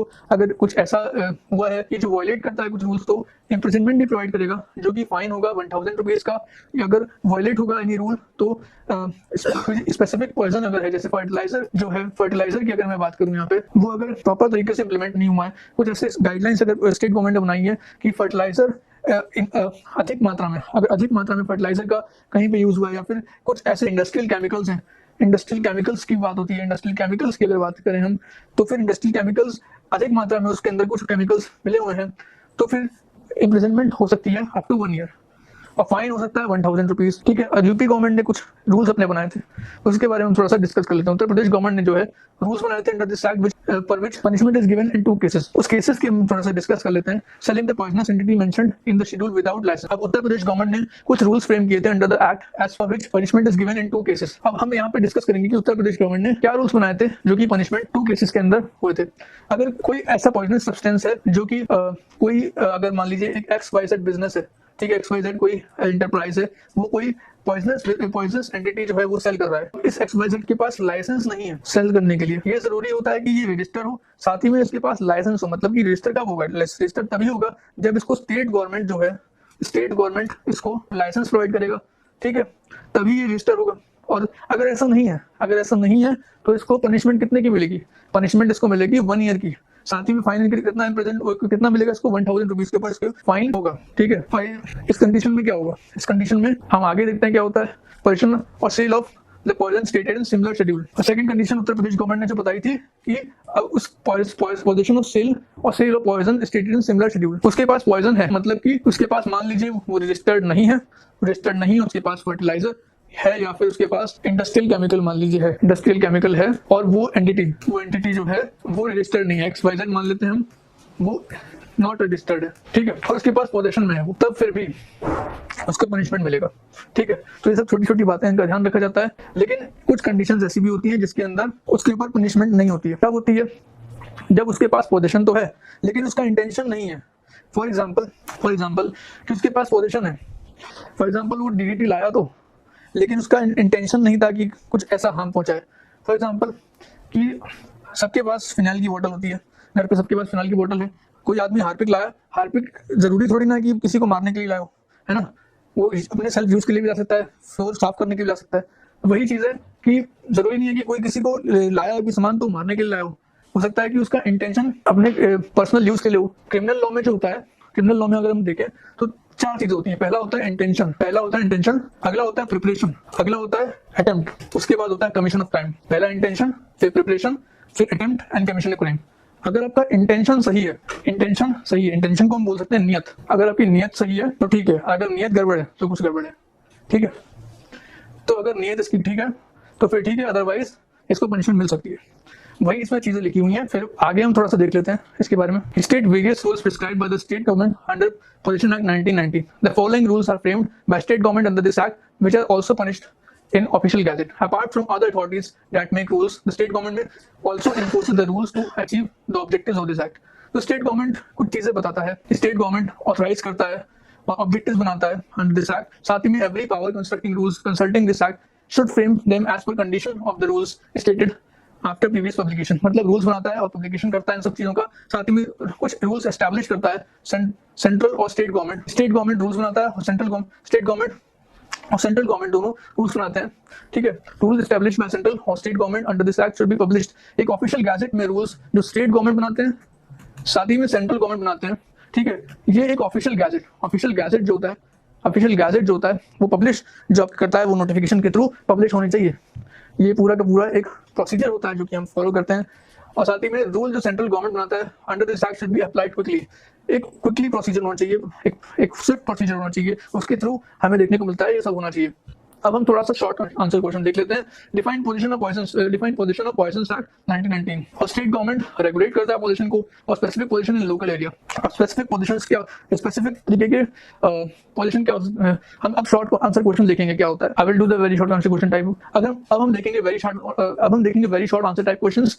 तो पहला क्वेश्चन इसमें जो दे रखा है, तीसरा वाला क्वेश्चन इसमें दे रखा है define position of poisons act 1919। अब स्टेट गवर्नमेंट जो है वो रेगुलेट करता है, स्टेट गवर्नमेंट रेगुलेट करता है पोजीशन ऑफ स्पेसिफिक पॉइजंस। हम उसमें स्पेसिफिक पॉइजन क्या होते हैं वही अभी हम लोगों ने डिस्कस किया था। स्पेसिफिक पॉइजंस फॉर एग्जांपल की डीडीटी है आपका, डीडीटी या फिर आपका फर्टिलाइजर्स या फिर आपका इंडस्ट्रियल केमिकल्स कोई है, इंडस्ट्रियल केमिकल्स या फिर इंडस्ट्रियल केमिकल्स आपके हैं, ठीक है। उस तरीके के कोई भी specific poison in any local area. फिर poison is frequently used for committing murder और मिस्टीफ बाय पॉइजन कैटल, ठीक है। अब ये सब फर्टिलाइजर्स यूज हो रहे हैं या फिर इंडस्ट्रियल केमिकल्स यूज हो रहे हैं। अब ये कैटल को मर्डर करने के लिए या फिर पॉइजनिंग कैटल को देने के लिए मिस्टीफ के थ्रू, चीटिंग के थ्रू, ठीक है, हो रहा है। तब क्या होगा, तब इसमें रिस्ट्रिक्शंस लगाई जाएंगी आपका पॉइजन को पोजीशन के लिए, ठीक है। कि कौन करेगा, ये स्टेट गवर्नमेंट करेगा, डायरेक्ट कौन करेगा, स्टेट गवर्नमेंट करेगा। फाइन कौन लगाएगा, स्टेट गवर्नमेंट करेगा। और कितने साल के लिए सजा हो सकती है इसमें जो ये कर रहा हो, 1 ईयर के लिए हो सकता है, फाइन कितना हो सकता है, 1000 रुपीज हो सकता है, ठीक है। अब हम आगे थोड़ा सा देखेंगे इसके बारे में क्या चीजें बताता है। चौथा क्वेश्चन हमारा आता है but you mean by poisons act 1919। और अगर हम इसके बारे में डिस्कस करें, ऑन 3 सितंबर 1919 पॉइजंस एक्ट वाज पास्ड। तो पॉइजंस एक्ट हमारा पास हुआ था, पॉइजंस एक्ट हमारा पास हुआ था ऑन 3 सितंबर 1919 में। तो पॉइजंस एक्ट पास क्यों होता है, अगर हम इसको थोड़ा सा समझने की कोशिश करें तो कॉम्बिनेशन प्रोवाइड करने के लिए, जैसे कि लॉज अमेंड हो पाए, लॉज की अमेंड हो पाए रेगुलेशन ऑफ इम्पोर्ट के लिए, जो कि और पोजीशन करने के लिए और सेल ऑफ पॉइजंस के लिए। और rules under the act are followed throughout India, मतलब कि पूरे के पूरे इंडिया के अंदर रूल्स लागू हुए थे। अगर मैं इसको थोड़ा सा आपको समझाऊं ग्राफिकल रिप्रेजेंटेशन के लिए थ्रू, तो आपको ज़्यादा अच्छा समझ में आएगा। जम्मू कश्मीर के अंदर लागू नहीं होता, जम्मू कश्मीर के अंदर ये एक्ट लागू नहीं होता। और साथ ही में ये प्रोविजन जो एक्ट है, central government is authorised to regulate the import of poisons in India. Jammu Kashmir के अंदर नहीं होता और रेगुलेट सेंट्रल गवर्नमेंट करता है import of poisons in India. मतलब कि सेंट्रल गवर्नमेंट जो ऑथराइज है यहाँ पे, वो रेगुलेट करता है इंपोर्ट पॉइजंस इन इंडिया। साथ ही में रिस्पेक्टिव स्टेट गवर्नमेंट्स हैं अपने रूल्स बना सकती है position and sale of poisons within their respective territories. मतलब कि अगर मैं उत्तर प्रदेश की यहाँ पे बात करूँ तो उत्तर प्रदेश जो है सेल भी कर सकती है अलग अलग जगह पे। मान लीजिए उत्तर प्रदेश को सेल करना है बिहार में पॉइजंस को, मतलब कि डीडीटी को सेल करना है उत्तर प्रदेश को बिहार को, डीडीटी को सेल करनी है बिहार को तो कर सकती है। और मान लीजिए बिहार से इंपोर्ट करना है तो वो भी कर सकती है, दोनों हो सकता है, ठीक है। तो यहाँ पे इंडिया का मैप बना है, इंडिया के मैप से समझ सकते हैं। अगर उत्तर प्रदेश को बिहार में सेल करना है तो हो सकता है, बिहार को उत्तर प्रदेश में इंपोर्ट करना है या फिर कहीं एक्सपोर्ट करना है वो भी हो सकता है, दोनों तरीके से काम हो सकता है। थोड़ा सा हम और डिस्कस करेंगे इसके बारे में। Give any 3 objectives of poisons act 1919। 3 objectives अगर हम देखें, regulate and control the import, position and sale of poisons. तो रेगुलेट करता है, इंपोर्ट करता है, position and sale of poisons. Central government regulates imports. Import कौन रेगुलेट करता है, इंपोर्ट करता है सेंट्रल गवर्नमेंट, ठीक है। State government regulates position of sale of any poisons. और स्टेट गवर्नमेंट क्या करता है, रेगुलेट करता है पोजीशन को और position of for sale and sale of any poisons. और साथ ही में अगर हम कुछ क्वेश्चंस इधर देखें तो आपको यहाँ पे चीज़ें अच्छे से क्लियर दे रखी है यहाँ पे, उनको तो आप जरा ध्यान से देख लीजिए क्योंकि यहाँ पे मल्टीपल चॉइस क्वेश्चन दे रखे हैं। और साथ ही में एक क्वेश्चन हमारा और थोड़ा सा कवर कर देता हूँ, जैसे कि write any 2 offences and penalties of poisons act. बहुत सिंपल, ये पहले भी हम डिस्कस कर चुके हैं। फॉर एग्जांपल कि 3 मंथ्स का इम्प्रिजनमेंट, पॉइजंस एक्ट जो है states that any person organisation that either imports, कोई भी अगर इंपोर्ट होता है पॉइजन का, फॉर एग्जांपल यहाँ पे इंडिया की बात ले लेते हैं, फिर से एक मैप आपको बना के मैं दिखाता हूँ आपको। फॉर एग्जांपल इंडिया का मैप अगर मैं देखूँ यहाँ पे, ठीक है, अगर यहाँ पे इस टेरिटरी से अगर poison state that any person और organisation that either imports poisons और sells specified poison violating the prescribed rules is punishable. अगर कोई भी ऑर्गेनाइजेशन यहाँ पे मान लीजिए दिल्ली में कोई ऑर्गेनाइजेशन है, वो इंपोर्ट करता है, कोई जयपुर की ऑर्गेनाइजेशन से इंपोर्ट करता है और अगर ये वॉयलेट कर देता है रूल्स को, तो फर्स्ट कन्विक्शन में 3 मंथ्स की होगी सजा, ठीक है, और 500 रुपीज़ का जुर्माना होगा, 500 रुपीज़ का फर्स्ट कन्विक्शन पे। मतलब कि पहली बार सेंटेंस होगा तो 3 मंथ्स की आपको जेल होगी और साथ ही 500 रुपीज़ का जुर्माना होगा। और सेकंड कन्विक्शन में 6 मंथ्स की जेल होगी, 1000 रुपीज़ का जुर्माना होगा, ठीक है। यही चीज़ में बता रखा है। इसमें मल्टीपल चॉइस कुछ क्वेश्चन हैं, वो देख लीजिएगा। इसके आंसर भी इसमें दे रखे हैं, फिलिंग द ब्लैंक्स में सबके आंसर दे रखे हैं। चैप्टर 8 बताता है FSSAI, food safety and standards authority of India. तो ये बहुत ही इंपॉर्टेंट चैप्टर है, ये सिलेबस के लिए बहुत इंपॉर्टेंट है और साथ ही में ये बहुत सारे कॉम्पिटिटिव एग्जाम्स में भी आता है। अब सिलेबस हमारा जो है FSSAI जो कि food safety and standards authority of India के बारे में बताता है। ये डिप्लोमा इन फार्मेसी के बहुत इंपॉर्टेंट चैप्टर है। साथ ही में ये बहुत सारे कॉम्पिटिटिव एग्जाम भी पूछा जाता है, तो ये सबके लिए इंपॉर्टेंट है। तो आप इसमें बने रहिए, बहुत इंपॉर्टेंट चैप्टर है। तो हम इसके अंदर डिस्कस करते हैं कि क्या क्या बताया गया है। सबसे पहले हम शॉर्ट आंसर टाइप क्वेश्चंस हम देखेंगे। तो briefly explain the food safety and standards rules 2011 के बारे में डिस्कस करेंगे। तो जो फूड सेफ्टी स्टैंडर्ड्स एक्ट 2006 है, वो सेक्शन 91 के बारे में अगर हम थोड़ा सा डिस्कस करें तो क्या बताता है, ये एम्पावर करता है सेंट्रल गवर्नमेंट को रूल्स बनाने के लिए बाय नोटिफिकेशन ऑफिशियल गैजेट के अंदर रूल्स बनाता है, कैरी आउट प्रोविजंस कैरी करता है फूड सेफ्टी स्टैंडर्ड्स एक्ट। तो फूड सेफ्टी स्टैंडर्ड्स एक्ट के अंदर जो है प्रोविजन बनाता है, सेंट्रल गवर्नमेंट प्रोविजन बनाता है। कौन बनाता है? सेंट्रल गवर्नमेंट प्रोविजन बनाता है। और किसके प्रोवाइड करता है? कुछ मैटर्स जो है following matters, namely salary and terms of conditions of service of chairperson. किसके ये बनाता है? इसके लिए बनाएगा ये बनाएगा आपका जो food safety standards authority of India है। Food safety standards authority of India आपका है। किसलिए ये चीजें बनाएगा? ये बनाएगा आपका ये मैटर्स रिलेट करेगा salary terms and conditions of service of chairperson, साथ ही में qualification of food safety authority, the matter of taking the abstract documents, साथ ही में determination of cases referring to appropriate course, और साथ ही में कुछ और चीजें, the qualification of food analyst, manner of spending sample of analysis, procedure to be followed in education, qualification terms of office and any other matter, साथ ही में fees paid for referring and appeal to high court. हम जल्दी सब चीजों को discuss कर लेते हैं थोड़ा सा। Salary terms and conditions of service of chairperson किसके लिए होगा? ये होगा आपका food safety standards authority of India के लिए। और food safety standards authority of India है क्या? तो food safety standards authority of India जो है, अब हम देखें यहाँ पे food safety and standards authority of India अगर है तो ये है क्या? ये है आपका स्टैट्यूटरी बॉडी। ये स्टैट्यूटरी बॉडी क्यों है? ये स्टैट्यूटरी बॉडी इसलिए है क्योंकि एक्ट के तहत बना है। एक्ट कौन सा है? Food safety standards act. देखिए सबसे पहले बहुत इंपॉर्टेंट है, कहीं पे भी अगर अथॉरिटी लग जाएगा, किसी भी बॉडी के आगे अगर अथॉरिटी लग गया तो समझ लीजिए कि स्टैट्यूटरी बॉडी है। बहुत सिंपल सी बात है कि अगर किसी भी बॉडी के अंदर अथॉरिटी लग जाएगा तो वो बन जाएगी statutory body. For example national highways authority of India, ठीक है, NHAI। यहाँ पे NHAI की मैं बात करूँ तो national highways authority of India, ये national highways authority of India किस एक्ट के तहत बना है? National highways authority of India act 1988। ठीक, तो फिर इसीलिए ये स्टैट्यूटरी बॉडी है। स्टैट्यूटरी बॉडी वो होती है जो किसी एक्ट के तहत बनती है। ठीक है, यहाँ पे अगर हम बात करें food safety standards authority of India, तो फिर ये स्टैट्यूटरी बॉडी किसके तहत बना? फूड सेफ्टी स्टैंडर्ड्स एक्ट के तहत बना। ये किसकी बात करता है? Food safety standards authority of India. Salary किसकी? Member other than ex official members under subsection 2। ये ओथ की बात करता है, इसकी सबसेक्शन 3 और सेक्शन 7 किसकी और सीक्रेसी मेंटेन करता है। ये किसकी बात करता है? Qualification of food safety officer कहां पे दे रखा है? सेक्शन 1 और section 37। Manner of taking the extract of documents seized under sub clause 8 और सेक्शन 38। ये बताता है तरीका एक्सट्रैक्ट डॉक्यूमेंट्स करने के लिए और सीज उन डॉक्यूमेंट्स को करने के लिए। साथ ही में कहां दे रखा है? सब क्लॉज 8 और सेक्शन 38 सेक्शन 38। ठीक, कुछ चीजें इसमें यहाँ पॉइंट पे देखनी होंगी, ये बहुत इंपॉर्टेंट पॉइंट है। आपको याद होगा ईयर 2015 में मैगी जो है उसको बैन कर दिया गया था। मैगी जो है उसको बैन कर दिया। मैगी कौन से कंपनी का है? कंपनी है नेस्ले। ठीक है, नेस्ले मैगी को बैन कर दिया गया था। रीजन क्या था? रीजन उसका दिया गया था कि मैगी में लेड पाया जा रहा है। ठीक है, मैगी में लेड पाया जा रहा है तो इसलिए बैन कर दिया गया था। बैन किसने किया था? ये सब बताया गया था कि मैगी में लेड पाया जा रहा है, ये FSSAI नहीं बोला था। और साथ ही में डॉक्यूमेंट्स सीजर की बात हुई थी। ठीक है, तो ये कहाँ दे रखा था? सब चीजें हुई थी तो ये कहाँ सब प्रोविजन दे रखे थे? ये प्रोविजन सेक्शन 1 और सेक्शन 37 के अंदर ही थे। तभी फूड सेफ्टी ऑफिसर को जो है ये पावर कहाँ दे रखी थी? सेक्शन 1 और सेक्शन 37 के अंदर पावर दे रखी थी, तभी उसने सारी चीजें करी। ठीक है, ये सब क्वालिफिकेशन किसके पास थी? फूड सेफ्टी ऑफिसर के पास थी। साथ में जो है एक्सट्रैक्ट डॉक्यूमेंट्स कैसे हुआ? एक्सट्रैक्ट डॉक्यूमेंट्स जो है वो सब क्लॉज 8 ऑफ सेक्शन 38 हुआ, तभी जो है ये जो है एक्सट्रैक्ट डॉक्यूमेंट्स कर पाया। ठीक है, डिटर्मिनेशन ऑफ केसेस।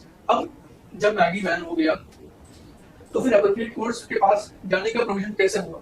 ठीक है, ये पावर जो है सब सेक्शन 4 और सेक्शन 42 के तहत ही एप्रोप्रिएट कोर्ट्स में जाने को मिल पाया। पावर कहाँ से मिलेगी? सेक्शन 42 और सेक्शन 4 में ये जो है एम्पावर किया गया। और ये एम्पावरमेंट जो है आपका food safety standards authority of India को कहाँ मिला? फूड सेफ्टी स्टैंडर्ड्स एक्ट में आपको एम्पावर किया गया, food safety standards authority of India. और साथ ही में कुछ सेक्शंस और डिस्कस करेंगे जो कि सेक्शन 45 के बारे में बताता है। सेक्शन 45 जो है क्वालिफिकेशन ऑफ फूड एनालिस्ट के बारे में बताता है और फूड एनालिस्ट को सैंपल कैसे भेजा जाएगा वो सब सेक्शन 1 और सेक्शन 47 के अंदर बता रखा है।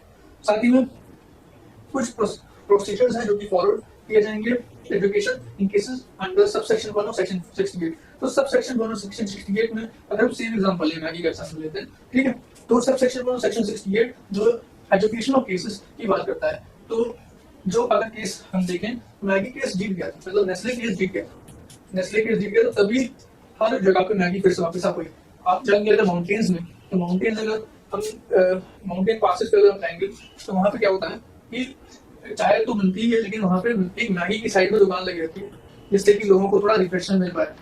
वहाँ पे कोई ऐसी ढाबा नहीं मिलता, लेकिन वहाँ पे मैगी की दुकानें जरूर मिलती है अगर माउंटेन पासेस पे अगर आप जाएंगे, क्योंकि वहाँ पे खाने पीने को कुछ नहीं मिलता, दिक्कत रहती है काफी। इसी तरीके से अगर किसी भी जगह ट्रिब्यूनल में अगर कोई मामला जाता है, जैसे मैगी के एग्जाम्पल में फिर से लेता हूँ, ठीक है, अगर कोई केस ट्रिब्यूनल में अगर हैंडल से नहीं ले जाता है, या फिर कोई एग्रीड पार्टी ट्रिब्यूनल में ले जाती है, वो कहाँ दे रखा है, वो clause ji of subsection 2 of section 71, ठीक है।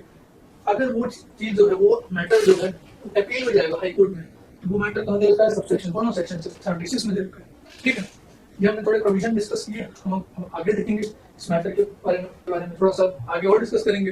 अब अगर हम थोड़ा सा जो है उसके बाद में देखें, तो क्वेश्चन नंबर 2 के बारे में थोड़ा सा डिस्कस कर लेते हैं। क्वेश्चन नंबर 2 पे ध्यान देते हैं, write a short code on role of the food safety standards authority of India. तो food safety standards authority of India ऐसे क्या फंक्शंस परफॉर्म करता है, इसके बारे में हम थोड़ा सा ध्यान देते हैं। और food safety standards authority of India regulations frame करता है, स्टैंडर्ड्स मेंटेन करता है, साथ ही में कुछ ऐसी चीजें हैं जिसका ध्यान देता है जिससे कि एक फूड सेफ्टी मेंटेन हो पाए ऑर्गेनाइजेशंस के थ्रू, और कुछ मैकेनिज्म्स परफॉर्म करता है जिससे कि सर्टिफाई कर पाए बॉडीज को, जिससे कि वेल मेंटेन स्टैंडर्ड्स फूड के लिए हो पाए। साथ ही में कुछ प्रोसीजर्स मेंटेन करता है, गाइडलाइन मेंटेन करता है, जिससे कि लैबोरेटरी को ई एक्रेडिटेशन मिल पाए। वही सब इसके अंदर मेंशन है, और हम आगे भी थोड़ा सा इसके बारे में देखेंगे। साथ ही में सेंट्रल गवर्नमेंट को साइंटिफिक एडवाइस प्रोवाइड करता है और collate data related to food consumption, incidence and prevalence of biological risks.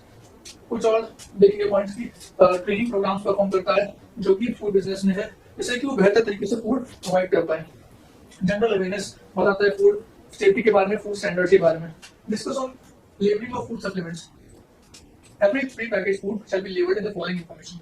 मतलब कि कुछ इंफॉर्मेशंस पहले से प्री प्रिस्क्राइब होती हैं जो कि फूड में होनी चाहिए। अगर हम एग्जांपल मैगी का फिर से ले लें, अगर मैगी का मैं फिर से एग्जांपल ले लूं, तो हमें क्या क्या उसमें देखने को मिलेगा। फूड नेम होना चाहिए, मतलब कि मैगी का नाम तो होना ही चाहिए, साथ ही में इंग्रेडिएंट्स लिस्ट होनी चाहिए। अगर आपने देखा होगा मैगी के ऊपर इंग्रेडिएंट्स लिस्ट पूरा होता है, उसको कैसे बनाना है, किस तरीके से उसको देखना है, किस तरीके से होना चाहिए, चीजें क्या होनी चाहिए, सब ये पूरा पहले से होता है उसमें। साथ ही में एक चीज मैं आपको और थोड़ा सा एडिशनल बता देता हूँ कि इको मार्क एक चीज होती है। इको मार्क 1991 के अंदर इस्टेब्लिश हुआ था। इको मार्क जो होता है ये बताता है कि कौन सा वेज फूड है और कौन सा नॉन वेज फूड है। ये इस तरीके का नहीं होता है, ये आपका ग्रीन कलर का होता है, इसको ग्रीन कलर का इसको कहते हैं, ये ऐसे होता है, यहाँ पे ये ऐसे ग्रीन कलर का होता है, ठीक है। आपने देखा होगा अक्सर करके। ये 1991 के अंदर ये तब करा था जिससे कि प्रेडिक्ट कर पाए कि कौन सा फूड आपका नॉन वेज है, कौन सा वेज है, जिससे कि इकोलॉजिकल फ्रेंडली एनवायरनमेंट बनता है, ठीक है। तो आपका इंग्रेडिएंट लिस्ट बताता है, information of nutrients present, declaration of ways और नॉन वेज, और declaration of food additives used. और फूड एडिटिव्स ये बहुत इंपॉर्टेंट पॉइंट है, डिक्लेरेशन ऑफ फूड एडिटिव्स ये बहुत इंपॉर्टेंट पॉइंट है जिसके बारे में हम डिस्कस करेंगे थोड़ा सा।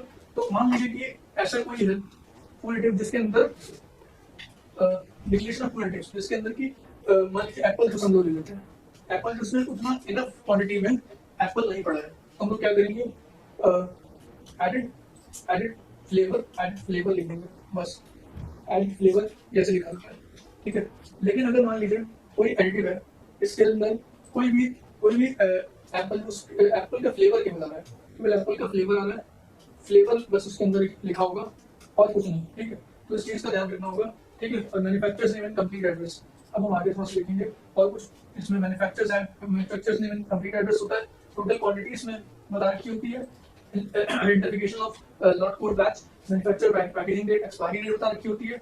एक्सपायरी डेट कुछ चीजों के अंदर नहीं बता रखी, एक्सपायरी डेट कुछ चीजों के अंदर बता रखी होती है। फॉर एग्जांपल कि अगर आप ब्रेड को देखें, ब्रेड के अंदर केवल एक्सपायरी डेट बता रखी होती है, ठीक है, केवल एक्सपायरी डेट बता रखी होती है, और कब बना है ब्रेड या बन्स जो होते हैं वो कब बने होते हैं उनके बारे में नहीं बता रखा होता है, केवल उनके अंदर एक्सपायरी डेट जो है वही बता रखी होती है, कब बना है वो नहीं बता रखा होता है। Import foods country of origin, imported foods country of origin, कहाँ से इंपोर्ट किया गया बता रखा होता है। यूजफुल इंस्ट्रक्शंस, कुछ इंपॉर्टेंट इंस्ट्रक्शंस होते हैं वो बता रखा होता है, साथ ही में स्पेसिफिक रिस्ट्रिक्शंस। और नेक्स्ट क्वेश्चन पे हम लोग आते हैं, कहते हैं all the items are inventory differentiable for loads assembly as needed. अगर हम चौथा क्वेश्चन को थोड़ा डिस्कस करें, चौथे क्वेश्चन को हम थोड़ा डिस्कस करें तो फूड सप्लीमेंट्स किस तरीके से सॉल्व करेंगे आज पर फूड सेफ्टी स्टैंडर्ड्स हैं। Food activities should be conducted in such a way that they ensure all the items are conveniently available for food assembly as needed. थोड़ा सा और डिस्कस करें इसके बारे में। तो अगर हम देखेंगे तो हमें पता लगेगा कि ईजल्स होते हैं, एक एंगल्स होते हैं, इसके अंदर होते हैं और असेंबली के इनको लॉ अनरिस्ट्रिक्टेड एक्सेस होना चाहिए फ्रॉम एंटायर एरिया और इजी प्रॉपर स्टॉक रोटेशन होना चाहिए। फर्स्ट इन फर्स्ट आउट, मतलब कि जो फूड होता है जो रखा जा रहा है वो फर्स्ट इन फर्स्ट आउट के तरीके से होना चाहिए। ये नहीं कि लगातार चले जा रहा है, ऐसा नहीं होना चाहिए। अदरवाइज फूड वेस्टेज हो गया और कुछ नहीं। मैक्सिमम यूज अवेलेबल स्पेस होना चाहिए। और साथ में अगर हम आगे थोड़ा सा देखें तो हमें थोड़ा सा और जानने को मिलेगा। आगे चलिए आगे बढ़ते हैं कि मटेरियल एंड प्रोडक्ट्स किस तरीके से होना चाहिए। Material and products should be properly stacked, मतलब कि प्रॉपर स्टैकिंग होनी चाहिए जिससे कि प्रोडक्ट्स सेफली रख सकें और result should be kept clear, मतलब कि क्लियरली जो है एक प्रॉपर वे में जो है फूड का जो है रखना चाहिए, जिससे कि क्लियरली हम पता लगा पाए कौन से एक्सपायरी डेट में प्रोडक्ट है, कौन से एक्सपायरी डेट में नहीं है, कौन सा हम यूज कर सकते हैं प्रोडक्ट्स को मैनेज इन सिस्टमैटिक मैनर। और प्रोडक्ट्स जो है हमें पता होना चाहिए सिस्टमैटिक मैनर में हमें रखना चाहिए और इनफ वेंटिलेशन प्रोवाइड होना चाहिए जिससे कि फूड जो है खराब ना हो। ठीक है, अगर हम थोड़ा सा और आगे देखें इसके बारे में हमें और जानने को मिलेगा traceability materials and products correctly tagging होनी चाहिए प्रोडक्ट्स की, वो एप्रोप्रिएट तरीके से होनी चाहिए। अदरवाइज क्या होगा, अदरवाइज प्रोडक्ट्स जो है वो एक्सपायर जो हो सकते हैं, खराब हो सकते हैं और फ्रेजाइल हो सकते हैं। बिकॉज ये very short answer type questions का थोड़ा सा डिस्कस करें। These are general manufacturing documentation requiring food safety standards act. The following documents should be developed and presented to the relevant personnel, plant operating instructions for production operators और साथ ही में कुछ और important points हैं, written instructions specifying action to be taken और formal procedures follow करने चाहिए। अगर हम फूड सेफ्टी स्टैंडर्ड्स एक्ट की बात करें तो ministry of health and family welfare के अंदर डिसाइड ये आता है पर्पस जो फूड सेफ्टी स्टैंडर्ड्स एक्ट के अंदर ये कुछ आता है। साथ ही में अगर हम राइट में फोर सेलिंग फीचर्स की अगर हम बात करें तो सेलिंग फीचर्स डिस्क्राइब करेगा है इसके अंदर। हम देखते हैं फीचर्स क्या है। रेगुलेशन फूड इंपोर्टेंट कंट्री की बात करता है, डिसेंट्रलाइजेशन करता है, साथ में एम्फसाइज करता है टू रेगुलेटरी है टू सेल्फ कंप्लायंस बात करता है and effective transparent and accountable regulatory framework बताता है how damage goods are stored in the food safety standards act. Damage good कैसे वर्क करता है और ये पैकेजिंग होती है, स्टोर टू कंटामिनेशन होता है और ये पैकेजिंग कैसे करता है, outer packaging of suitable reason के अंदर ये करता है। And what documents are required for sale of food implements, NOC होना चाहिए, सेंटर का रजिस्ट्रेशन सबमिटेड यूजिंग फॉर्म भी होना चाहिए and company registration and pan होना चाहिए और directors and partners tax returns होना चाहिए। तो अब कुछ मल्टीपल चॉइस क्वेश्चंस हैं, ये आप देखिए बहुत इंपॉर्टेंट मल्टीपल चॉइस क्वेश्चंस हैं, इसके आंसर्स भी इस बुक में दे रखे हैं। अब चैप्टर 9 हम लोग डिस्कस करेंगे नेशनल फार्मास्यूटिकल प्राइसिंग अथॉरिटी के बारे में। अब ये introduction national pharmaceutical pricing authority statutory authority है, क्योंकि इसमें अथॉरिटी जुड़ा हुआ है, नेशनल एक स्टैट्यूटरी अथॉरिटी के बारे में हम डिस्कस करने वाले हैं। ठीक है, तो हम इसका देखेंगे इस्टेब्लिश कब हुई, 1997 में इस्टेब्लिश हुई थी, 1997 में इस्टेब्लिश हुई थी और ये ministry of chemicals and fertilisers के अंदर आती है। ये डिवाइस करता है prices and formulation of control bulk drugs के बारे में ये करता है। फंक्शंस क्या होंगे इसके, फंक्शंस थोड़ा सा देख लेते हैं। Functions of national pharmaceutical pricing authority क्या है, implement and enforce provisions of drugs price control, deal with legal matters rising out of decision of authority, monitor availability of drugs, identify and collect maintain data on production and exports, undertake and sponsor relevant studies on pharmaceutical। A drug price control order DPCO 2013 क्या करता है, ministry of health and family welfare के अंदर आता है DPCO 2013 और साथ ही pharmaceutical pricing authority जो है उसके बारे में थोड़ा बता रखा है। Objectives ensure availability of all essential drugs, confirm that quality of drugs does not decline with price fixation and to promote rational use of prescribed drugs। और डेफिनेशंस कुछ हैं, एक्ट एसेंशियल कमोडिटी एक्ट्स के अंदर आता है और active pharmaceutical ingredients और bulk drugs, pharmaceutical chemical biological plant product including it's salts asters cosmetics acts, brand के बारे में बता रखा है, सीलिंग प्राइस के बारे में बता रखा है, price fixed price government for scheduled formulations in accordance and dealer distributor existing manufacturer form formulation इसके बारे में सब कुछ बता रखा है। Generic version of medicine, generic version of medicine क्या होता है, formulation sold in pharmacopoeial name in the name of active pharmaceutical ingredient साथ ही अगर हम मार्केट बेस्ड डेटा के बारे में देखें, means the data of sales related to drug collected obtained by government as deemed fit. And maximum retail price क्या होता है? सीलिंग प्राइस, जो कि उससे ऊपर हम कॉस्ट पे नहीं बेच सकते। और national list of essential medicine क्या होता है, जो NLEM जिसको हम बोलते हैं, publish by ministry of health and family welfare, publish करता है। नॉन शेड्यूल फॉर्मुलेशन क्या होता है? Formulation the dosage and strengths of which are not specified in first schedule. Pharmacoeconomics क्या होता है? is a scientific discipline that compares the therapeutic value of pharmaceutical drug or drug therapy to another. Retail price क्या होता है? Price fixed by government for a new drug. एक paragraph 5 में दे रखा है आपका। और sale prices of bulk drugs, bulk drugs क्या होते हैं? फिर गवर्नमेंट नोटिफाई करता है ऑफिशियल गैजेट के थ्रू, जो कि सोल्ड कर सकता है। साथ में government should consider a post tax return 18% और साथ ही में 26% कैपिटल एम्प्लॉयड होते हैं। साथ ही में अगर हम थोड़ा सा और देखें, any manufacturer commences the production of a bulk drug given in the first schedule after the commencement of this order. और कोई भी manufacturer commences the production of a bulk drug given in the first schedule after commencement of this order. साथ ही में manufacturer with in 15 days of commencement, मतलब कि 15 days के commencement पे जो है furnish particulars of the government in form 1। तो फॉर्म 1 के अंदर ये सब दे रखा है।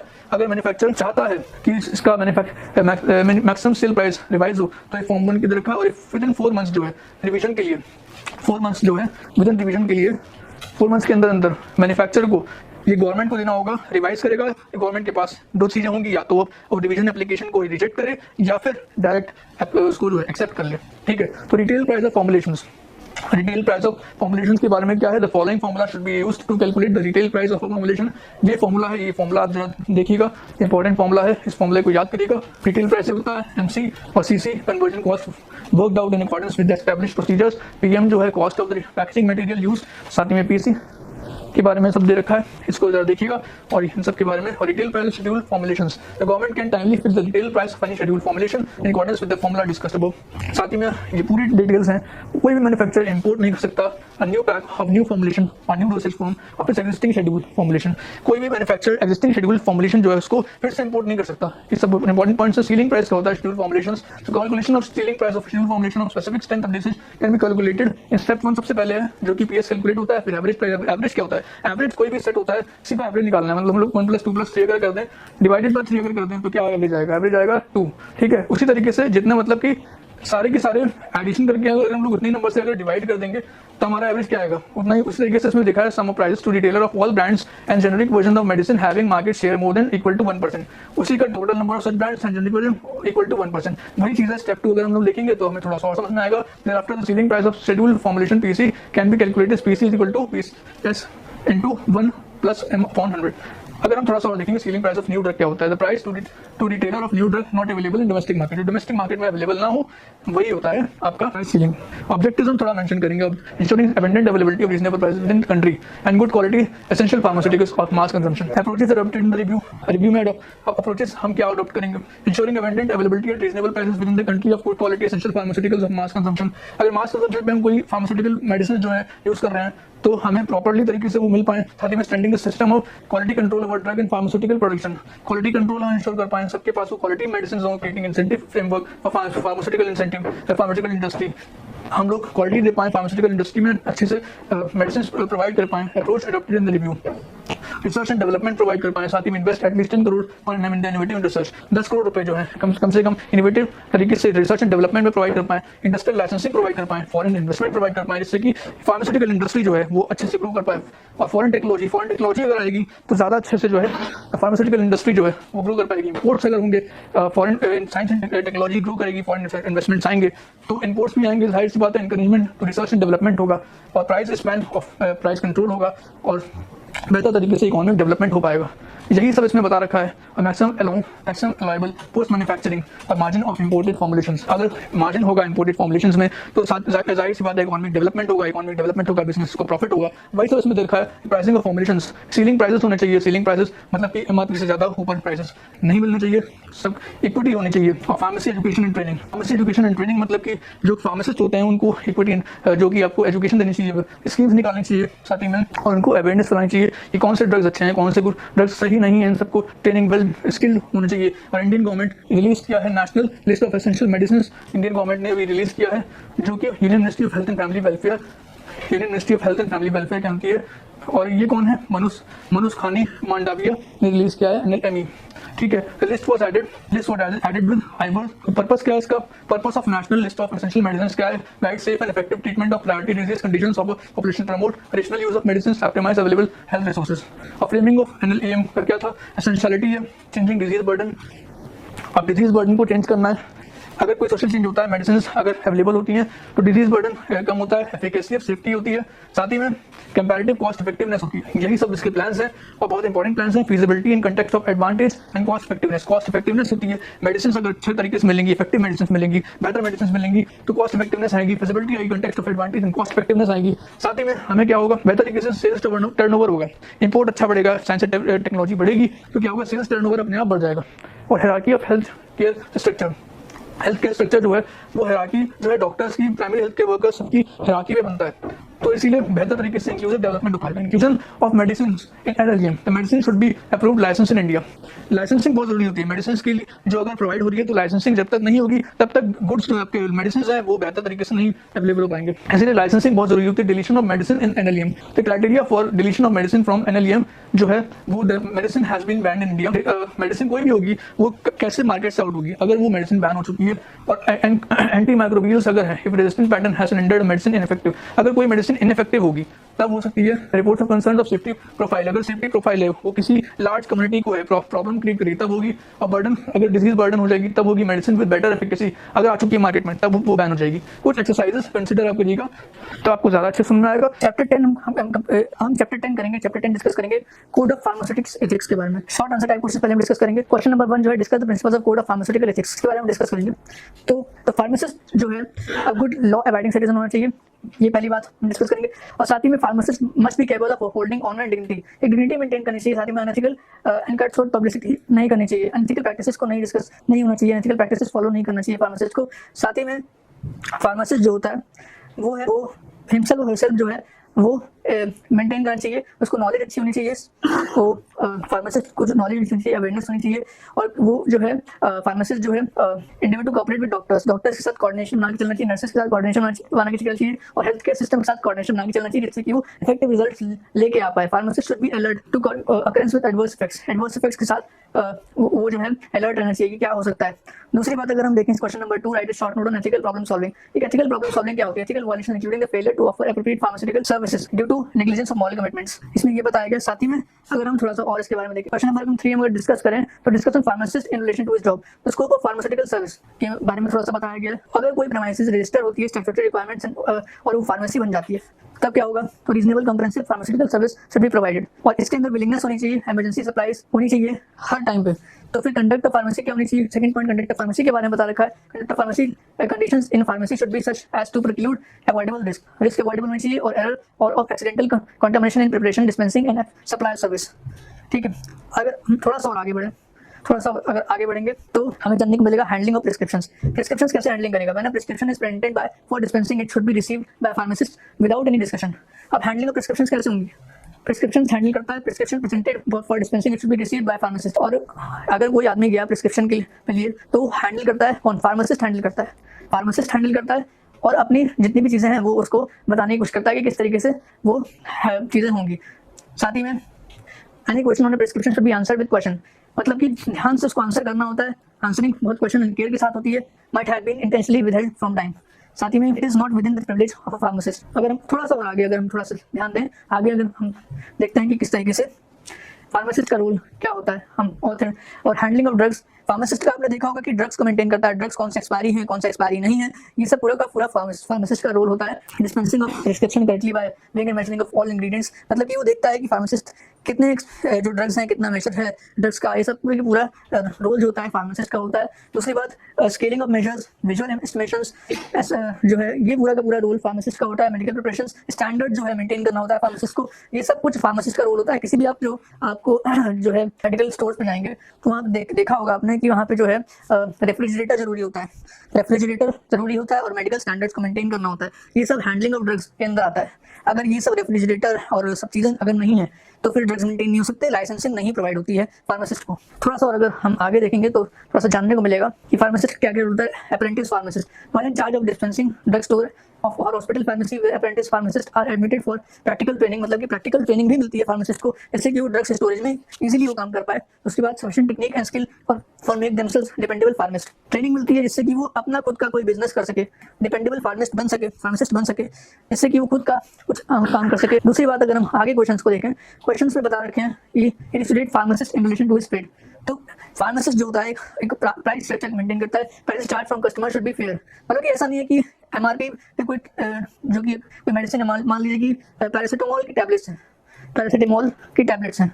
अब पैरासीटामोल किस चीज़ की बनी होती है पहले देख लेते हैं। पैरासीटामोल जो है वो एंटीपायरेटिन एंड एनाल्जेसिक। अब एंटीपायरेटिन क्या होता है? एंटीपायरेटिन जो होती है वो अगर किसी को बुखार आता है तो बुखार को खत्म कर देती है, मतलब कि स्वेट जो है रिलीज होता है, इससे स्वेट रिलीज होता है और वीकनेस जो होती है, वीकनेस इससे कम हो जाती है एनाल्जेसिक से, ठीक है, वीकनेस कम हो जाती है इससे, जिससे कि बुखार जो है इसका कम हो जाता है, ठीक है।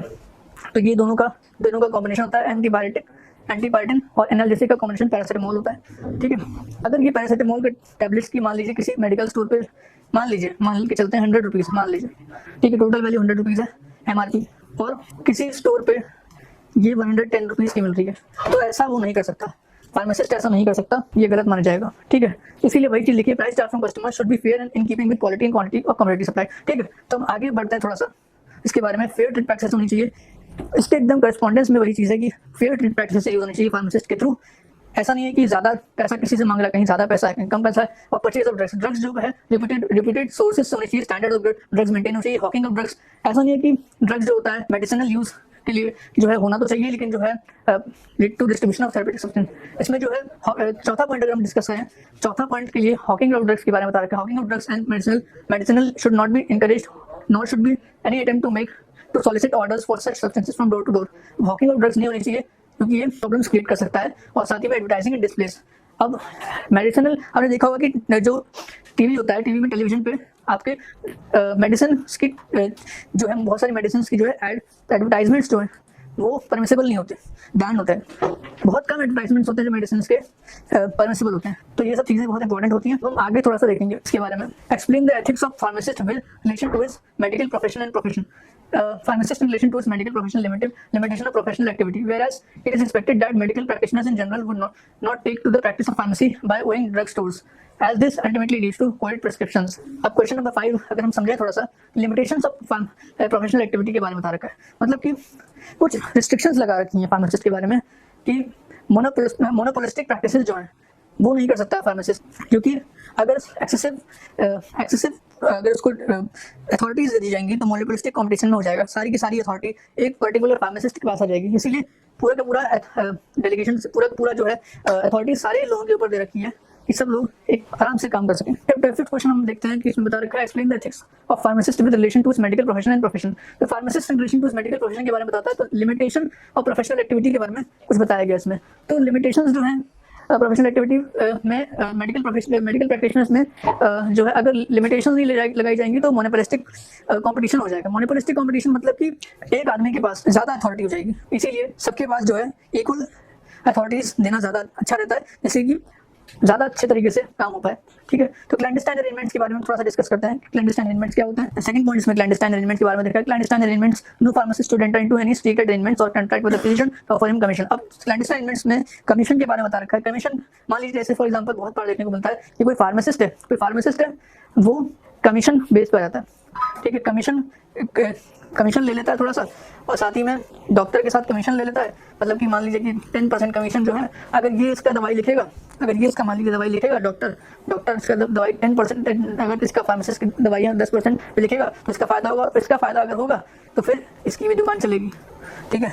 इस तरीके से होता है। खैर, तो यही उसमें सेकंड पॉइंट में बता रखा है, ठीक है। Licence public, being a licence between medical profession and people, a pharmacist should always keep himself abreast with modern developments. मतलब कि अगर मॉडर्न डेवलपमेंट हो रहा है तो फार्मासिस्ट को जो है अपडेट रहना पड़ेगा, इससे वो कॉम्पिटिटिव मार्केट में कम्पीट कर सके।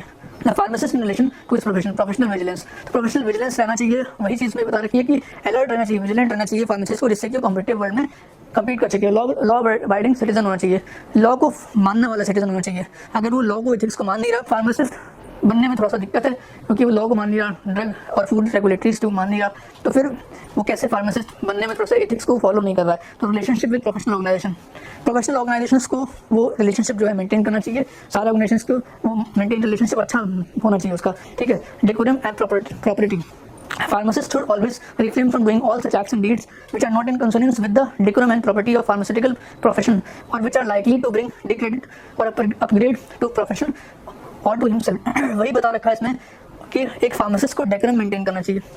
अगर डेकोरम मेंटेन नहीं कर रहा है तो फार्मासिस्ट जो है एथिकल बिहेवियर्स मेंटेन नहीं कर पाएगा। वही सब इसको बता रखा है इसके अंदर। तो कुछ और पॉइंट्स हैं, जैसे for example very short answer type question अगर हम डिस्कस करें तो लिमिटेशंस क्या है फार्मासिस्ट के लिए, अगर उसकी प्रोफेशनल लिमिटेशंस हैं तो उसके लिए प्रोफेशनल लिमिटेशंस क्या हैं। तो अगर हम वही डिस्कस करें तो what are the limitations faced by pharmacist in professions, तो वही लिमिटेशंस है कि मोनोपोलिस्टिक प्रैक्टिसेस को लिमिट करने के लिए तो फार्मासिस्ट को कुछ लिमिटेशंस फॉलो करनी होती हैं, कि pharmacist should not practise medical diagnosing disease and prescribing medicine. दूसरी बात है कि अगर हम इसमें देखें pen code of pharmaceutical ethics, the code of pharmaceutical ethics is formulated by PCI and the code of pharmaceutical ethics helps to guide pharmacist as to how he should conduct himself in relation to his job, his trade, his profession। तो किस तरीके से एक coordination बना के चलता है अपने जैसे कि अपने फार्मासिस्ट की जो कंडक्ट है उसको गाइड कर सके, अपने मेडिकल प्रोफेशन को एक सही दिशा दिखा सके, वही इसके बारे में बता रखा है कि और कुछ